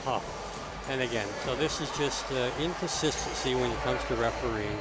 And not that the call on Mitch isn't the correct call, but the letting the late stuff go and not thinking there might be retaliation coming at some point. And you can't, it's frustrating for players. And now we're going to see one lose their opportunity to play. And Moran's going to be the one going to serve the Gustafson major.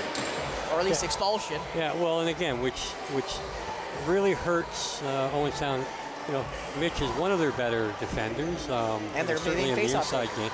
But he's a dominant draw guy. And, Jamie Hunt comes in and certainly does an admirable job filling in when Gussie's a little winded or been out on a long shift. But now you're going to give up a power play and lose your key draw guy. Saris. Cobourg now a chance to go back up by 2. Straight across top, Saris will fire it. It goes wide, and that will be an over and back. But running quickly after goes Cecile. Will Cecile have a chance, but will think better of it and rope around. Yeah, he was probably just a second too late to be able to get an angle there. He was on his wrong side and probably thought a little bit about it and decided that wasn't probably the best plan. And to chew off 30 seconds would be a better idea. Especially early in this third period, still only down by 1. You can always fight for another goal. You really don't want to allow another one as Dante Koulis make his break for it. That ball goes wide. Webster might not be able to fire it. I don't think he was, technically speaking, but they're going to say he shot it before.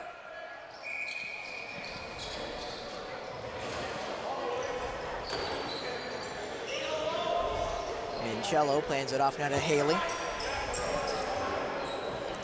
Saris.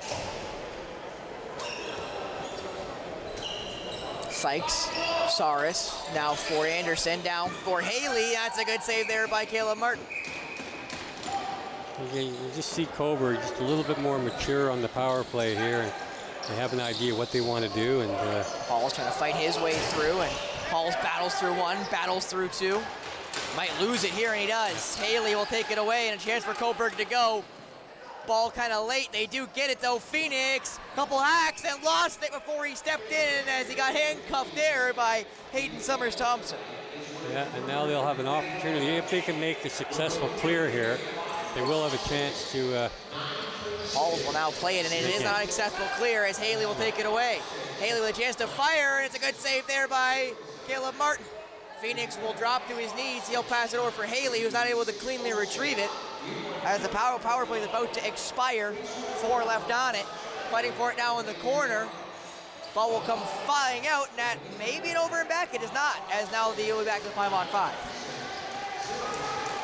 I'm assuming that Owen Sound must have fired that ball down the floor. Haley now again trying to get through. That ball well wide as the shot clock is going to expire before Thompson's able to get the next effort anywhere near Martin.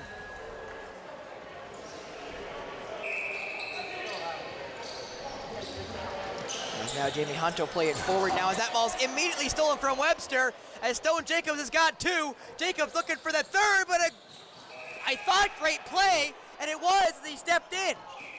Again, just another lackadaisical play, and Jackson Webster is a key guy to this club, not only offensively, but he plays a great deal at the backside, and you know, you have to have some deception sometimes when you're trying to clear that ball. Nice pass across, Petchko, great save there by Watson as Koulis got the perfect pass across, and Petchko still being held back there. Moran now trying to get through. Down now for Petchko, and they're going to call it against, I believe, McNabb, and the possession will go the other way. And again, you just have to pick your spots. You certainly don't whack the stick out of the player right in front of the referee. You know, you got a little bit of momentum going, and just want to keep that train rolling. Anderson, nice spin. Getting fended off, though, by Summers-Thompson. Anderson, though, trying to find a lane to shoot. Being forced the wrong way by Summers-Thompson. Pass now up there. That shot wide by Sykes, and it hits the Kirk Maltby sign. And now up the floor will come Owen Sound, is being fended off there with Blumbergs. Over now for Cecile, who will hand it off for Webster.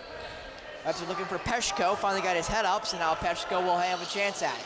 Petchko back for that looked to be Elijah Brown, now back for Webster. Off now for Tyler Brown, that shot right into the wickets there of Watson, as just couldn't retrieve that one was Greg Elijah Brown. Yeah, and again, had he been able to pick that up, he might have had a clear lane to the net, and it's something that's been a little bit on the tough side tonight for Owen Sound. They haven't had a lot of luck in loose ball collection, and it's just got to bear down sometimes. That ball airmailed over its intended target of Brock Haley. He's able to retrieve it, though, may have a chance to fire here late, but again through the stick there of Sykes, as that will just be lumped into the corner, and a possession change in favor of Owen Sound. As Halls will pick it up. Moran. Over now for Jake McNabb. Down there is some jostling off the ball. Koulis, Webster, McNabb. Trying to get around Ellerton. McNabb That tried to get to Koulis, but got a couple bumps for his trouble, is now flying down the floor. That was just Minicello lost it there, and I think McNabb got a stick to it. He did. Good for Jake. I mean, he was badly outclassed in the foot speed department there, but he got enough of Minicello. But again, it was just a lame duck pass that resulted in that transition play. And you got to put something on those inside passes. Now off there for Elijah Brown. Elijah Brown trying to fend his way through. Moran now back for Elijah Brown. Now down for Peshko. Peshko still trying to fend his way towards the net. That's a good save there as Elijah Brown will pick it back up, fire it towards Tyler Brown, and get back possession. As Dante Koulis will make his way back onto the floor. Brown. Now for Peshko. Peshko gets it fired out of his stick. It hits the top of the glass and is taken there by Cobourg. Well, and there he stepped in the crease there. Good push by Elijah Brown, but the referee didn't think it was back in, so he turned away. But again, Owen Sound just needs to continue to get good possessions and wear this defense down on Cobourg, because again, they're a little bit undermanned here. And Thompson plays it back now. Sykes shot. I believe that one is saved there by, actually no, I don't believe it actually got there, as now Hall's trying to get through, and they're gonna blow it in favor of Owen Sound as Anderson goes sprawling with Halls. Anderson kind of came up limping after that one. He'll have a chance to sit for 2 or less now if Owen Sound can't score here with the extra guy.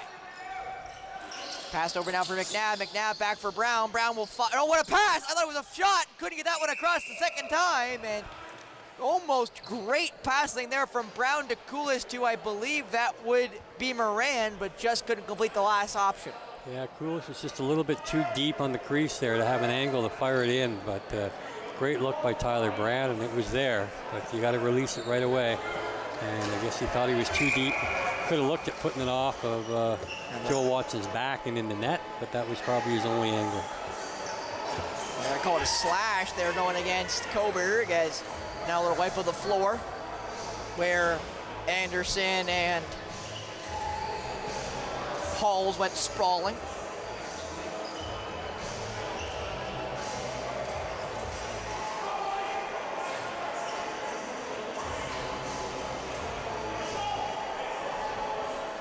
Another chance for the Owen Sound power play to get themselves back in it. Have struggled in the last couple opportunities, but have had some early success here tonight.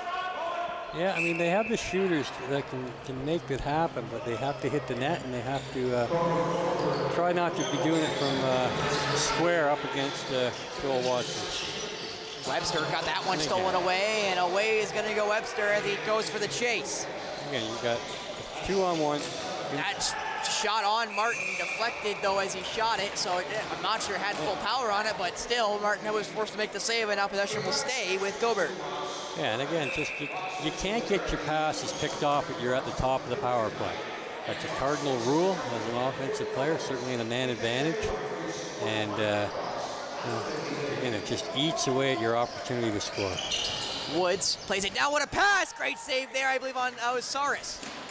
And again, just another not really sticking to your guy, giving up 6 inches is too much to give up in this game with the skilled guys out here. Especially Braden Saris, who leads the Cobourg Kodiaks in points. Yeah. Aaron Woods now spinning around, trying to find a lane towards the net. 15 left on the shot clock. He's being harassed by 2 of them black shirts. He passes it down now. That somehow got just through, and that's going to be another possession change back in favor of Cobourg off the rebound. Yeah, and this has got to be frustrating again as a coaching staff to just watch. You have the extra guy out there, and he's not being utilized. They're getting beat to loose ball. Some of it's luck where the ball ends up, but nonetheless, you got to be able to box out and not let other guys get there. And down he's going to go. That ball comes loose and away. Could go. Will go Curtis Hall. Curtis Hall. Great save there. And that'll lead up the rest of the power play. So you've got Cobourg, who's had possession in the last minute and a half of the ball while they're a man down. So Jacobs. Valiant effort by Curtis Hall, but he probably put it exactly where Joel Watson baited him to, and going upstairs top corner on Joel is probably not where you want to go. Jacobs now will just fire it into the rafters as that will now go back to Owen Sound with the 5-on-5 reinstituted. Moran to Peshko, fired down for Brown. Brown back up now for Webster. Brown. Nice move there by Brown. Will fire it into the wickets there of Watson. That ball bounces behind him, but never makes its way towards the goal line. No, Tyler Brown had a good look there. And kind of hit the goalie, but it did bounce around, ended up behind him, but not enough oomph on it to go over the line. And they continue to get good looks like that. One might drop, but they certainly want to keep, stymieing this offense and not giving them anything. Anderson tries to get around his man. He does. Good save, though, by Curtis Martin. That ball down on the floor. Nice spin there, and away will go Cecile. 3-on-1 chance now for Owen Sound. Cecile trying to make his way around, passes it back, skips through his stick, and doesn't end up getting to its intended target in Max Skeen. And that way will come Pouliot. And again, this is just being able to execute at this level. And when you get a 3-on-1, 3-on-2, you need to execute. Even regardless if there's 3 defenders on that, you've got to be able to make 2 passes to create a scoring opportunity. That pass misses his intended target of Brock Haley off the referee as Halls will retrieve it now, and Halls has speed to kill as the way will go Tyler Halls. Other chance for a rush chance. Quickly out the bench though come the away side. That shot off the post for Tyler Halls and out of play, so it will stay with Owen Sound. Lucky for them because it feels like for the last about 3 or 4 minutes, they haven't had an offensive possession. They've had rush chances, transition chances, but no offensive chances. Halls back for Brown. Brown over for McNabb. McNabb will fire it. It gets blocked before it ever gets there. Picked back up by Jake McNabb. May have to fire again here as he gets forced around by Stone. Yeah, he's already turned it over. So again, Jake's got to get that ball and move it quickly. If the shot isn't there, you got to find one of your teammates, and you can't get caught in the crowd with it because it's going to end up on the floor. Anderson over for Sykes. Sykes. Everybody's falling down, and away is going to go Owen Sound. It's Carter Moran, and Moran's quick, but Brock Haley's with him. Strike for strike, Moran! I think that's a great save there by the netminder. No, he missed the net. There's no shot on goal.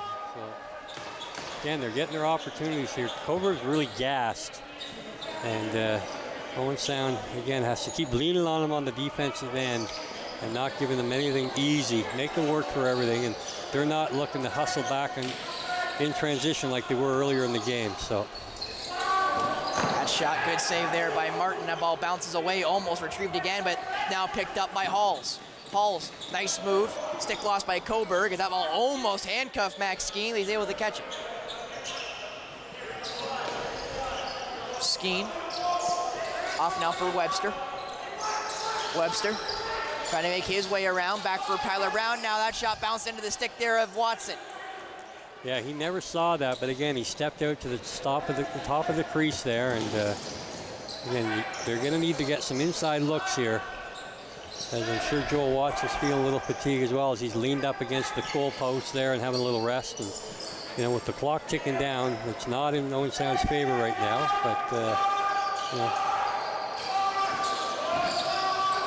that shot from Woods scores through the legs of the defender, which is Austin Blumbergs, and it is now a 2-goal lead for Cobourg with 7:35 left. That's a killer, and time and time again we talk about getting in the lane, especially late in the shot clock. They get scored on there on a 45-foot shot from the outside. It's a well-placed shot, but he should never get that shot off. Here he's in contain here, little pick. You can't. You got to go at him, get in the lane, and soak that one. And again, this is for an offense that's really had nothing going for them today. This is going to be a tall task here with 7.5 for Owen Sound, but they have scored in spurts, so they're going to have to do it again. I'm not sure if Hall's taking this face-off against Phoenix. It looks like he is. Yeah, and Tyler Hall used to be a real good draw guy. He's played in Rochester in the NLL and had some opportunities as a draw guy. Broke in initially with Vancouver, and he was a real good draw guy as a junior, and he got beat on that one. He's certainly not in the circle very often, but certainly not a newcomer to the situation. Sykes now. Gave it off to Anderson. Played down to Haley. Brock Haley trying to get his way around. Haley's gonna fire it. He got deflected before it ever got close. Anderson now will fire it, also not close, as that is Jamie Hunt to pick up, and he does. Back now for Halls, now for Webster. Owen Sound's got to find some offense and find it fast, you'd think. Played back now to Peshko. It would be a good time for Peshko to get an opportunity to play a little one-on-one. That shot scores! Jonathan Peshko had his number called, and he answered the phone. Back within one. And again, that's what he's capable of doing. You know, he just comes around an easy screen, gets the time and space, and Joel Watson didn't even flinch. That ball was by him in a heartbeat. Again, good work off ball. Greg Elijah Brown causing a little traffic, and then it was Jake McNabb with just a little brush there. Number 6 defender Pouliot was too deep, wasn't able to get out there on top of Peshko, and Halls loses that one to Phoenix, who runs in.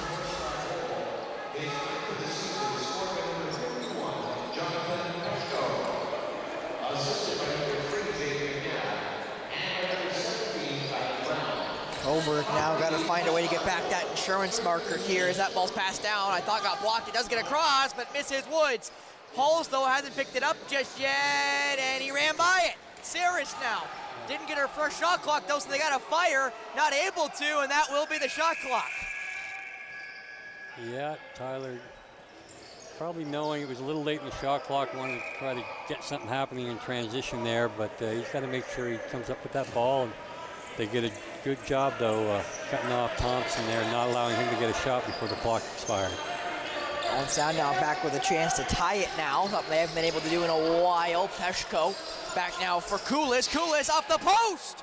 And that should be a reset, and it will be. So no over and back as they retreat. Yeah, they're going to need to, just... Koulis now will run it back in. Koulis down for Peshko. Peshko in! Off the post again! Koulis tied up, ball loose. McNabb couldn't retrieve it. White shirts all over it. Sykes will come away. Yeah, Jake tried to pull that ball out from behind the crowd, and he's just got to put his head down and go right through it and scoop through it, just like he probably teaches all the kids in his lacrosse camp he runs. And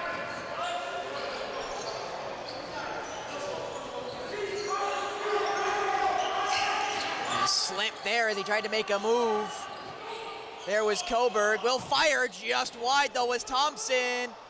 As that ball will somehow get passed around there and be picked up by Owen Sound here as Cecile will march his way back in the offensive end, under 5 to go. If we do find ourselves in overtime, it is sudden death, sudden victory overtime, first goal wins. Unlike MSL or Junior B rules, if you've watched those broadcasts before. Nice move there by Peshko. Peshko trying to make his way around. Masses up now for Webster. Webster thought about firing, puts it wide, and it missed everybody. Yeah. Pouliot making his way on Webster. Webster. Now back for Pouliot. Woods fires it. It got deflected, I believe, before it got to Caleb Martin, and is now trapped inside the restricted areas. Webster will just fire it for Carter Moran, who's wide open on the flank. Again, they've got Cobourg really on the ropes here. There's not a lot left in those legs. Again, being a little bit short-handed. They just need to clear some space here and get somebody a good look. Peshko fires it, got handcuffed before he got on target. Peshko now at 8 left to work. Got shot from an odd angle, doesn't end up getting through either for Greg Elijah Brown. Moran's gonna fire from a mile away. He does, it's deflected, and will be a possession change in favor of Cobourg.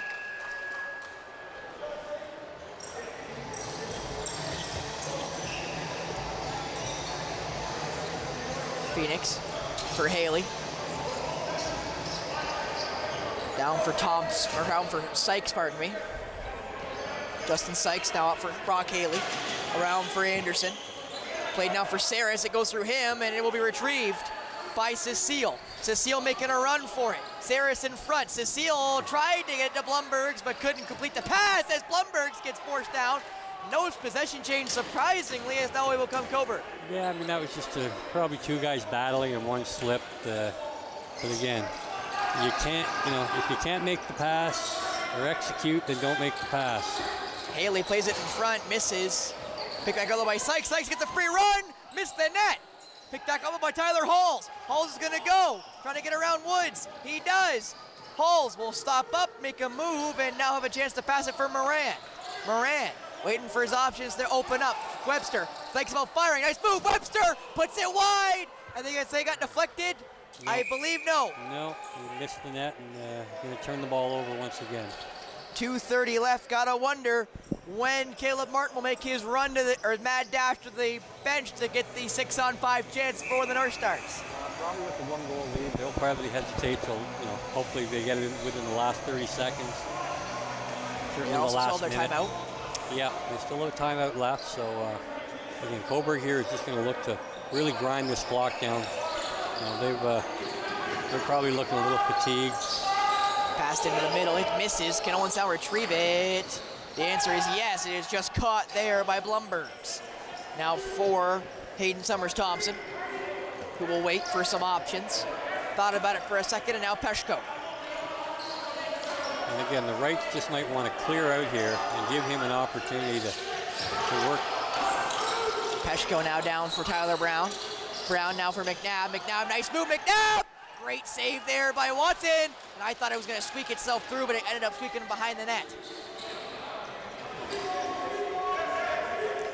Again, a good look, but again, you're not going to beat Joel Watson from that angle between the legs. So you got to either reach around or try to get around and get underneath that glove, bring him across the net. So in a minute and a half here, they'll likely get 2 more possessions.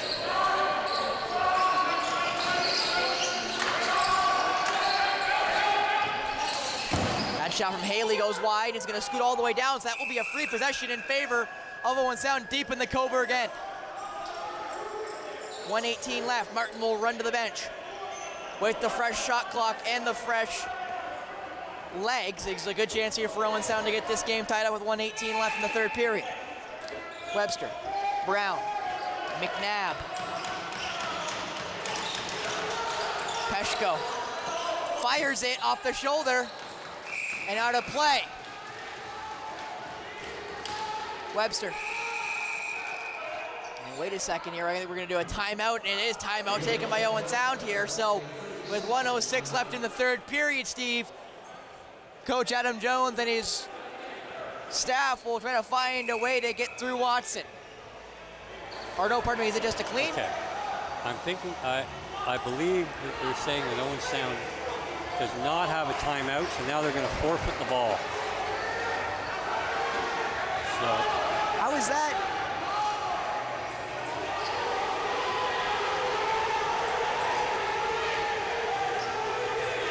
I'm not exactly sure what's going on.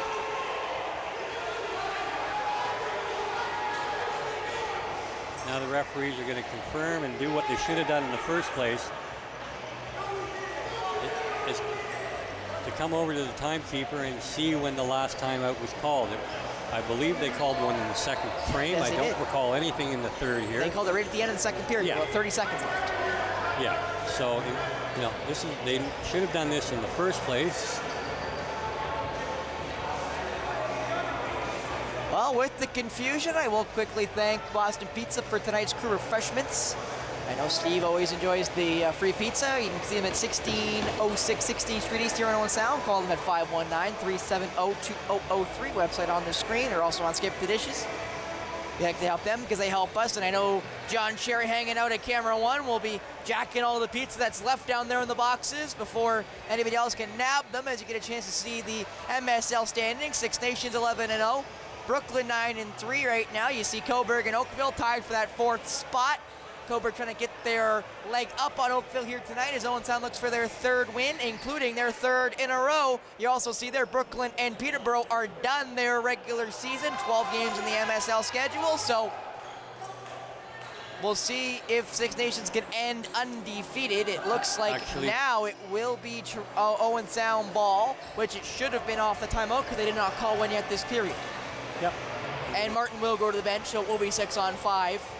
now, with a fresh 30. Six Nations and Oakville had a makeup game that they were to play as a result of one getting canceled early in the year from a serious injury of a player early on, and they decided not to play that last game.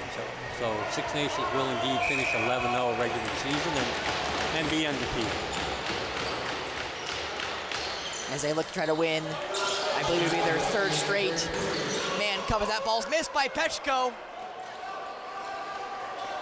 And I'm surprised it's not an over and back call. Obviously went off of somebody or something. And a timeout taken by Cobourg. Yeah, again, I'm not certain whether that was the play that they called. I mean, they would have liked to look for Jonathan Pechko, but it was awfully early, and I would agree. It wasn't. He didn't get a lot on that shot. It didn't appear, and. But I also guess, Steve, you'd probably think you'd want to try to go, I'll say 2 for 1, even though obviously if you score, you don't necessarily want to go 2 for 1. But I guess the thought is that if you go 2 for 1, if you don't get it early, you can get a chance to have the last 30. That could be a consideration, but I think when you're in the 6-on-5 with the empty net, you're looking to get a good scoring opportunity and not chance it with something just to get a shot on goal. With your cage unattended and everybody pressing down low, fighting for space. As we saw there, we got a gratuitous bounce off the boards and did not hit the streaky Cobourg player in transition, and he was able to pick it up in the corner and then call timeout. So, you know how long I'm waiting for you to say gratuitous bounce? I'm waiting all season, Steve. Well, Owen Sound will hope to get one more gratuitous bounce here, and that ball's fired up. It almost beat Saris there to the red line. That could have been, I'll say, almost catastrophic or plausibly catastrophic as Saris bounces it there to Anderson. Again, happy to chew up 30 seconds here, our Cobourg, and that will leave Owen Sound with only about 15 seconds left in the game. Anderson trying to get around Pechko. Anderson does get around Pechko. Black pass, what a save there by Caleb Martin. It leaves 18 to go. Back up now for Pechko. Martin makes his mad dash. Pechko bound, trying to make his way in. Pechko trying to find a pass. Airmails it, misses everybody, and now it's Moran with 8 to go. Moran fires it for McNabb. Down for Pechko. Now up. Koulis scores! Dante Koulis ties it with 1.2 left. Dante Koulis came from the bench. He came from 8th Street, 9th Street, 10th Street. Oh my! Number 79 will send us to overtime. His second of the game. And this one took a far more direct route. It looks like it might either one. Just over the elbow or under the elbow of Joel Watson. You can see the shirt whiff as the ball went through it. And Dante Koulis has a real hard shot. He's got a good release, but he doesn't hit the net enough. And his first goal of the game was a gratuitous bounce off somebody and kind of floated in over top of Joel Watson. But that had no floating mechanism in it at all. That was a rocket. That it was, and with that, we will now go to sudden death / sudden victory overtime. It'll be an alleged 10-minute period, but again, it will end the moment a goal is scored. We found out in, I can't remember what game, Steve. Was it game 2 or game 3 here at home? I think it was game 2, I believe, was against Brampton, and unfortunately, we took the lead late in the game, probably with a minute and a half to go, and then with around 30 seconds to go, allowed Brampton to tie it up, and then they scored in overtime to take their one and only win so far this season. And,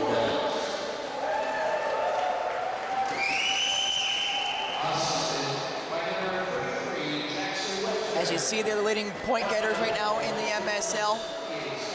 Launch Brewery and Stotts lead the way. Stotts will, I believe, end as the leading point getter in the MSL this year. 33 goals as well for Austin Stotts. I believe plays for San Diego in the NLL, and he's had himself a great MSL season. Oh yeah, he is a goal scorer. He's just a big body, strong, got all the moves, and great shot, great touch. Ryan Lansbury probably has the opportunity to overtake him. They do have one game remaining on the schedule, Monday night against Brampton, And although Brampton's played some low-scoring games and played Oakville real tough early in the season, Lansbury is really the kingpin of that offense, and they'll be looking to him to lead the way and allow him to have a scoring championship. As the 2-minute break in between the third and technically fourth period is almost fully elapsed. You gotta wonder what both coaching staffs are telling their players. You gotta think it'd be just, I'll say, pretty simple stuff, kind of like in the corner of a boxing match. It's just simple stuff of be careful in transition, don't give up easy opportunities, and look for one as best you can, but obviously don't force anything, relatively speaking, because if, unlike in the Senior B and Junior B, if they score, it is not over. Here, it is. So you can't give up any free opportunities. Yeah, and I think you just don't want to beat yourself with a mistake. So I'm sure the message is make smart plays, make good decisions, and let it all hang out there. There's no turning back. There's no get him next shift. This is it. So you got to, don't give an inch. As it'll be, the matchup has been since Gustafson got sent to the showers. Yeah. Halls versus Phoenix. And Jeremy Phoenix will win it, but Jeremy Phoenix almost lost it as Webster came sprawling back. Phoenix now back to Ellerton, who will look for an option as they try to make their switch from their defender or their face-off guys to their offensive guys. That ball up for Saris. Back down now. Haley trying to make his way through. 10 seconds left here on the shot clock. That ball passed over. That ball forced out of the stick there of Cobourg as they're gonna let that one go. Yeah, and that's just, again, great job getting on the hands, getting over top, and not allowing him to take a lane, and a great time for a double. And now off, Cecile will go. Elijah Brown now down for Tyler Brown. Elijah Brown.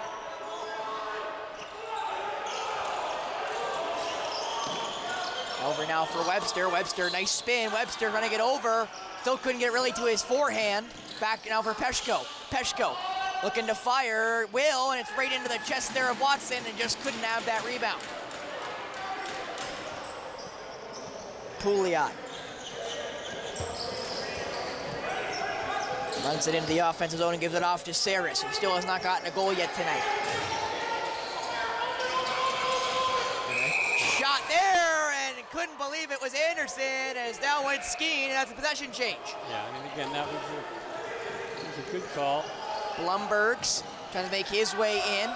Blumberg's looking for Halls now, as he'll send back, as Halls sent him that way. Up now for Tyler Brown. Brown now. Off for Greg Elijah Brown. Elijah Brown will fire it. Good save there, as it will go for Tyler Halls. Can Halls retrieve it? He cannot. And it is now picked back up by Bohm. Bohm, who's had a couple minors here tonight, will run it into the offensive zone and give it off. Ellerton. Yeah, Owen Sound got a little discombobulated there. They only had one lefty out, and that happened to be Tyler Halls in the offensive end. So they're going to hopefully get an opportunity to get. As Halls, Haley in, Woods, what a save by Caleb Martin. Needed that one, you'd say, as Owen Sound tries to get away. And now they're going to go, and they lost it, but they're going to have to fire it up now with the 8 seconds about to expire, and they call it. And again, that's just a mistake. Hayden Summers, Thompson, you can't get caught on the press. It's a one-on-one. You got to be able to beat your guy. You can't, you got to move the ball, and he got upset in the corner. And again, there could have been a reset the way he was flung in there if he weren't going to call a penalty, but nonetheless, you're giving the opposition one more chance. Psych shot, that's a good save there by Martin, who traps it. We'll mention that an unofficial final down in Stainer as Brooklyn beats Clearview. The Senior B North Stars have now clinched the final playoff spot in the OSL. So there will be playoff lacrosse here in Owen Sound for the Senior Bs, and they are the only one. He's trying to get around there is Greg Elijah Brown. Pack for Peshko. Peshko! Fire, just missed! McNabb scores! Jake McNabb on the eve of the 3rd minute of overtime wins it for the North Stars. It's the 3rd win in a row as number 3 ends it here at the BYSHORE. Yeah, again, Peshko makes it happen with an individual effort and wasn't able to score, but Jake McNabb, who's Johnny on the spot, and handles the rebound and makes sure he deposits it right in the net. And you know, well-earned win for a couple of undermanned staffs here today. And you know, I think Cobourg just got a little fatigued. They weren't as crisp on either side of the ball late in the game, and you know, and Owen Sound took advantage of their opportunities. Not only that, Steve, I think you could argue of all the gratuitous bounces we've seen tonight, that may have been the most generous. Yeah. And that landed basically right into the stick of McNabb. No defender saw it, so he was completely unmarked as a sprawling Watson just couldn't get back in the net. Yeah, and this sets up a real interesting game tomorrow. If Owen Sound is able to pull off another win here, that would move them up in the standings past Cobourg and then change their opponent in the playoffs to Oakville rather than Peterborough. So not only would it be a much appreciated change in venue on a financial side, because it's a lot more expensive to travel to Peterborough than it is Oakville, but nonetheless, we've had some luck against Oakville this year as well, and you know, and we certainly not to take anything away from them. They are a star-studded team, but just the geography of it would certainly be a lot easier on our players. Not only that, Steve, it's your third win in a row, so I said 2 makes it a streak. Well, 3 makes it a continued streak here for Owen Sound, who have finally seemingly found their way here in the MSL, Steve. Yeah, and again, tonight's encouraging in a lot of different ways. Again, a few areas, it might have taken a few steps back, but the fact that they hung around, they believed in themselves, and they won a game, and maybe they didn't outplay the opposition. You know, so you know, sometimes along the way, good teams learn to win, and when they're not always at their best, and tonight might have been the case. Not only that, Steve, I'd argue that Caleb Martin maybe has had his shakiest game here at home, essentially early in the game with some of the perimeter shots that didn't end up beating him, but tonight he came up big when it mattered, and allowing 8 goals in a lacrosse game, regardless of how they go in, is impressive. Oh yeah, again, he let the first goal in the first period, the first shot on the first period, the first shot in the second, but after that, he was outstanding again. Like he saved the bacon. He made the score a little more flattering probably than it was tonight, and yeah, he's on a roll. I mean, he really believes in himself. He's a spectacular young goaltender. He's the youngest goalie in this league, and he's really making a name for himself with him. And the winner again is the Senior B, Jake McNabb, and a big win for Owen Sound again, their 3rd in a row, and we'll just see what transpires down in Cobourg tomorrow, Steve. Again, that will be on RogersTV at, I believe, 6 o'clock sharp. So do stay tuned for that right after the Senior B game between Hamilton and Owen Sound. But for that, that'll be the end of this broadcast. For Steve McCarthy, myself, Spencer Byers, and the great Mark Perry in the control room, and all the volunteers below me and around me. Thank you so much for tuning in to MSL Lacrosse, the last home game of the regular season here in MSL Lacrosse. And thank you so much for RogersTV.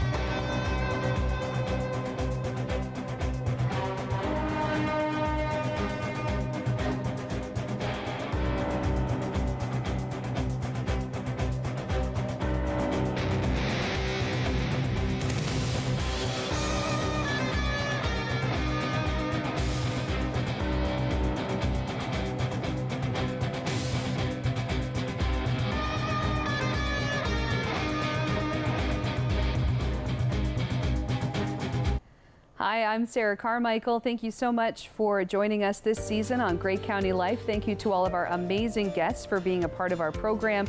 We are going to be taking the summer off, and we'll see you in September.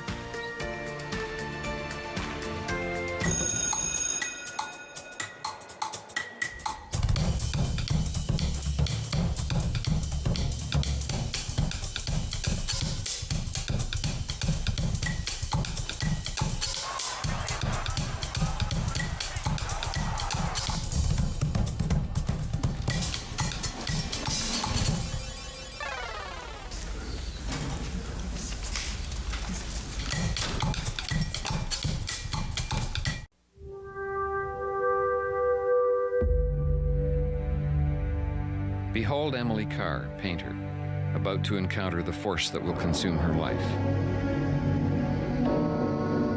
How tightly they sealed their secrets from me, humble and pleading before the great trees, awaiting the invitation from the Spirit to come meet me halfway. Nothing is still now, everything is alive. At last, I knew I must see through the eye of the totem itself, the mythic eye of the forest.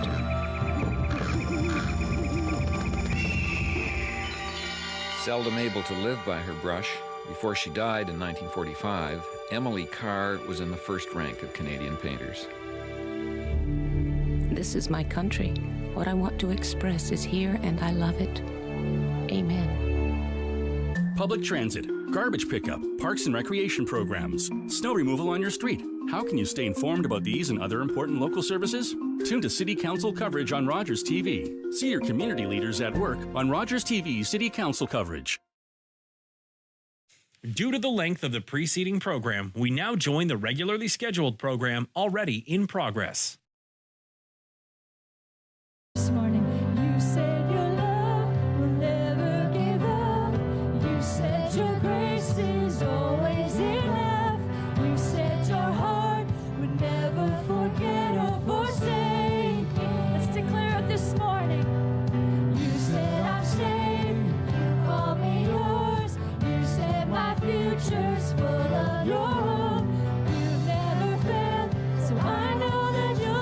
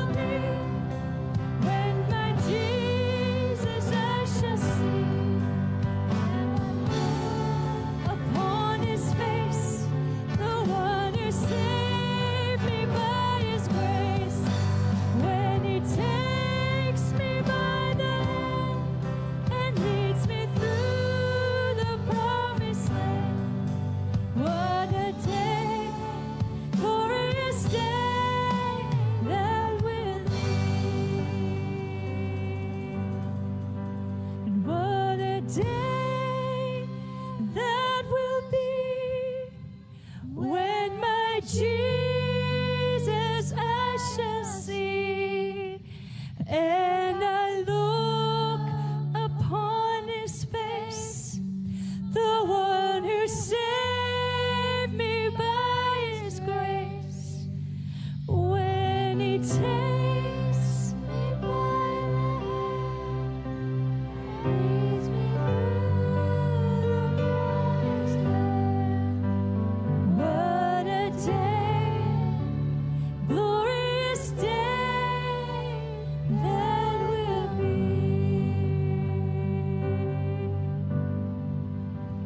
When he takes me by the hand and leads me through the promised land. What a day, glorious day that will be. Yes, Jesus. Amen. What a day that will be when my Jesus I shall see. When you came into this room this morning, you should have received a communion set. And as Heather continues to lead us in worship, I'm going to encourage you to prepare your hearts for communion. And I'm going to come back in just a few moments and walk us through this important part of our service today.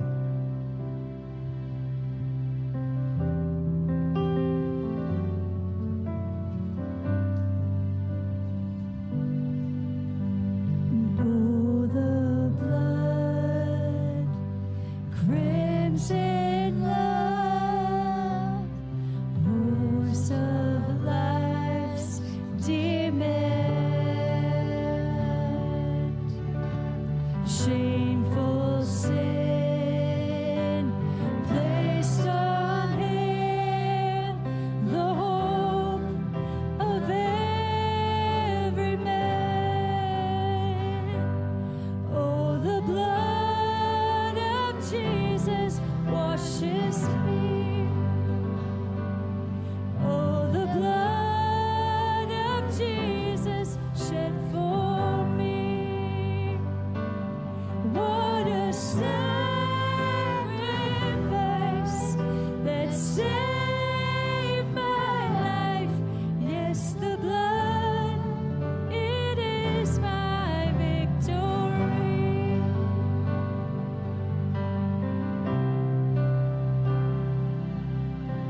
Savior, Son, Holy One, slain so I can live. Thank you, Jesus. Oh, see the Lamb, the great I am, who takes away my sin. Oh, the blood of Jesus washes me. Oh, the blood of Jesus shed for me. What a sacrifice that saved my life. Yes, the blood, it is my victory. Oh, the blood of the Lamb. Oh, the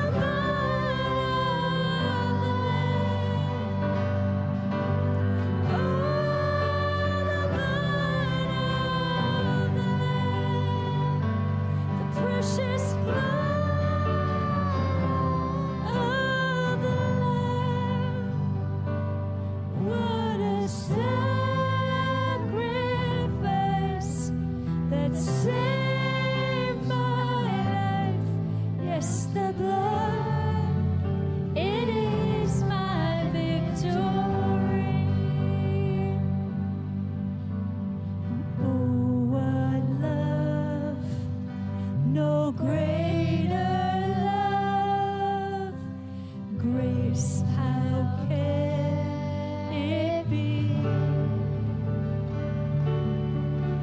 that in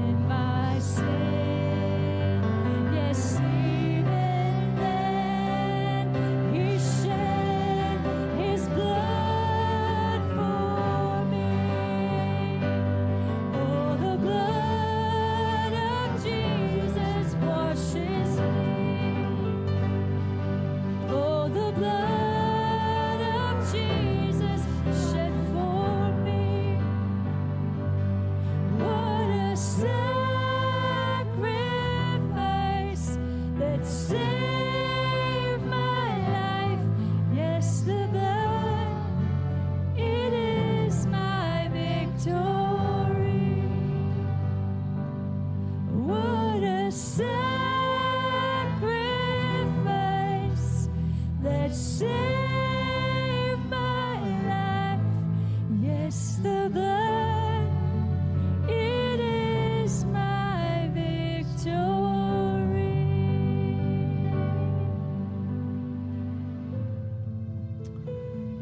The Bible says in Matthew 26, beginning at verse 26, while they were eating, Jesus took bread, and after giving thanks, he broke it, gave it to his disciples, and said, "Take it. This is my body." After taking the cup and giving thanks, he gave it to them, saying, "Drink from it, all of you, for this is my blood, the blood of the covenant." Some of you in this place today, you come with needs, you come with circumstances. You come with all of these things in your life, and Jesus, friends, is able. Do you believe it this morning? That Jesus is able. We've said it a few times already today.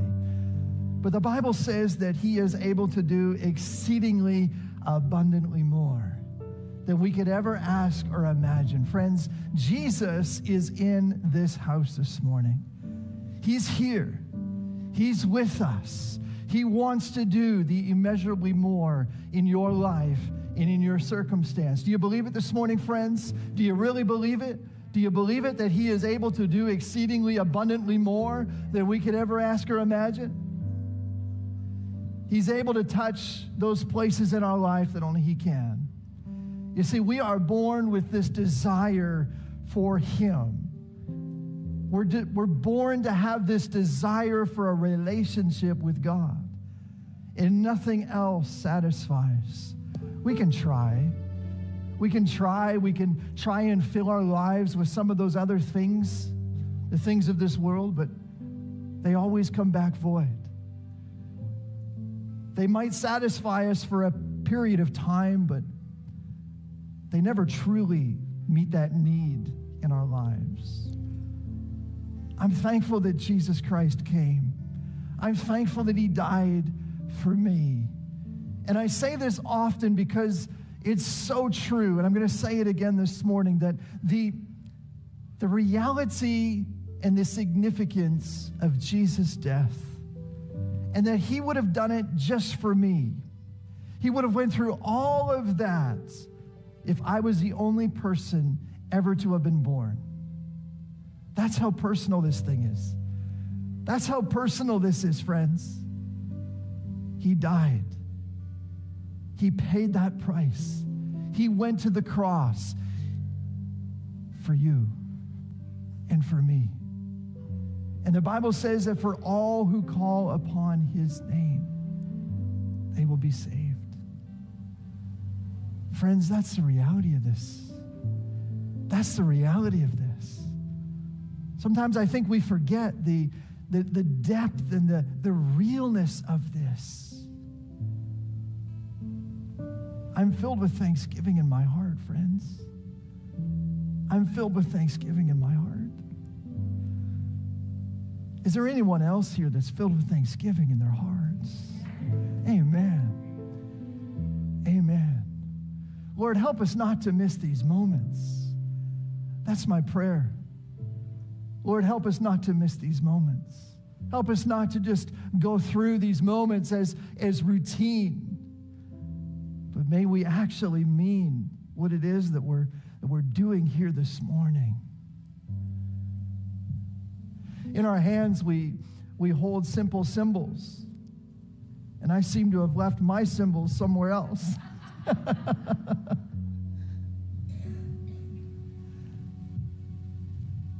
But in your hands, we hold these symbols, and really in and of themselves, they're honestly just simple. It's just a wafer. But what it symbolizes this morning is Jesus' broken body for you and for me. And I would encourage you this morning to to break it with me today, to break it together and remember what Jesus has done. Remember what he's done for you. Remember what he's done for us. Let us eat this morning in remembrance of him.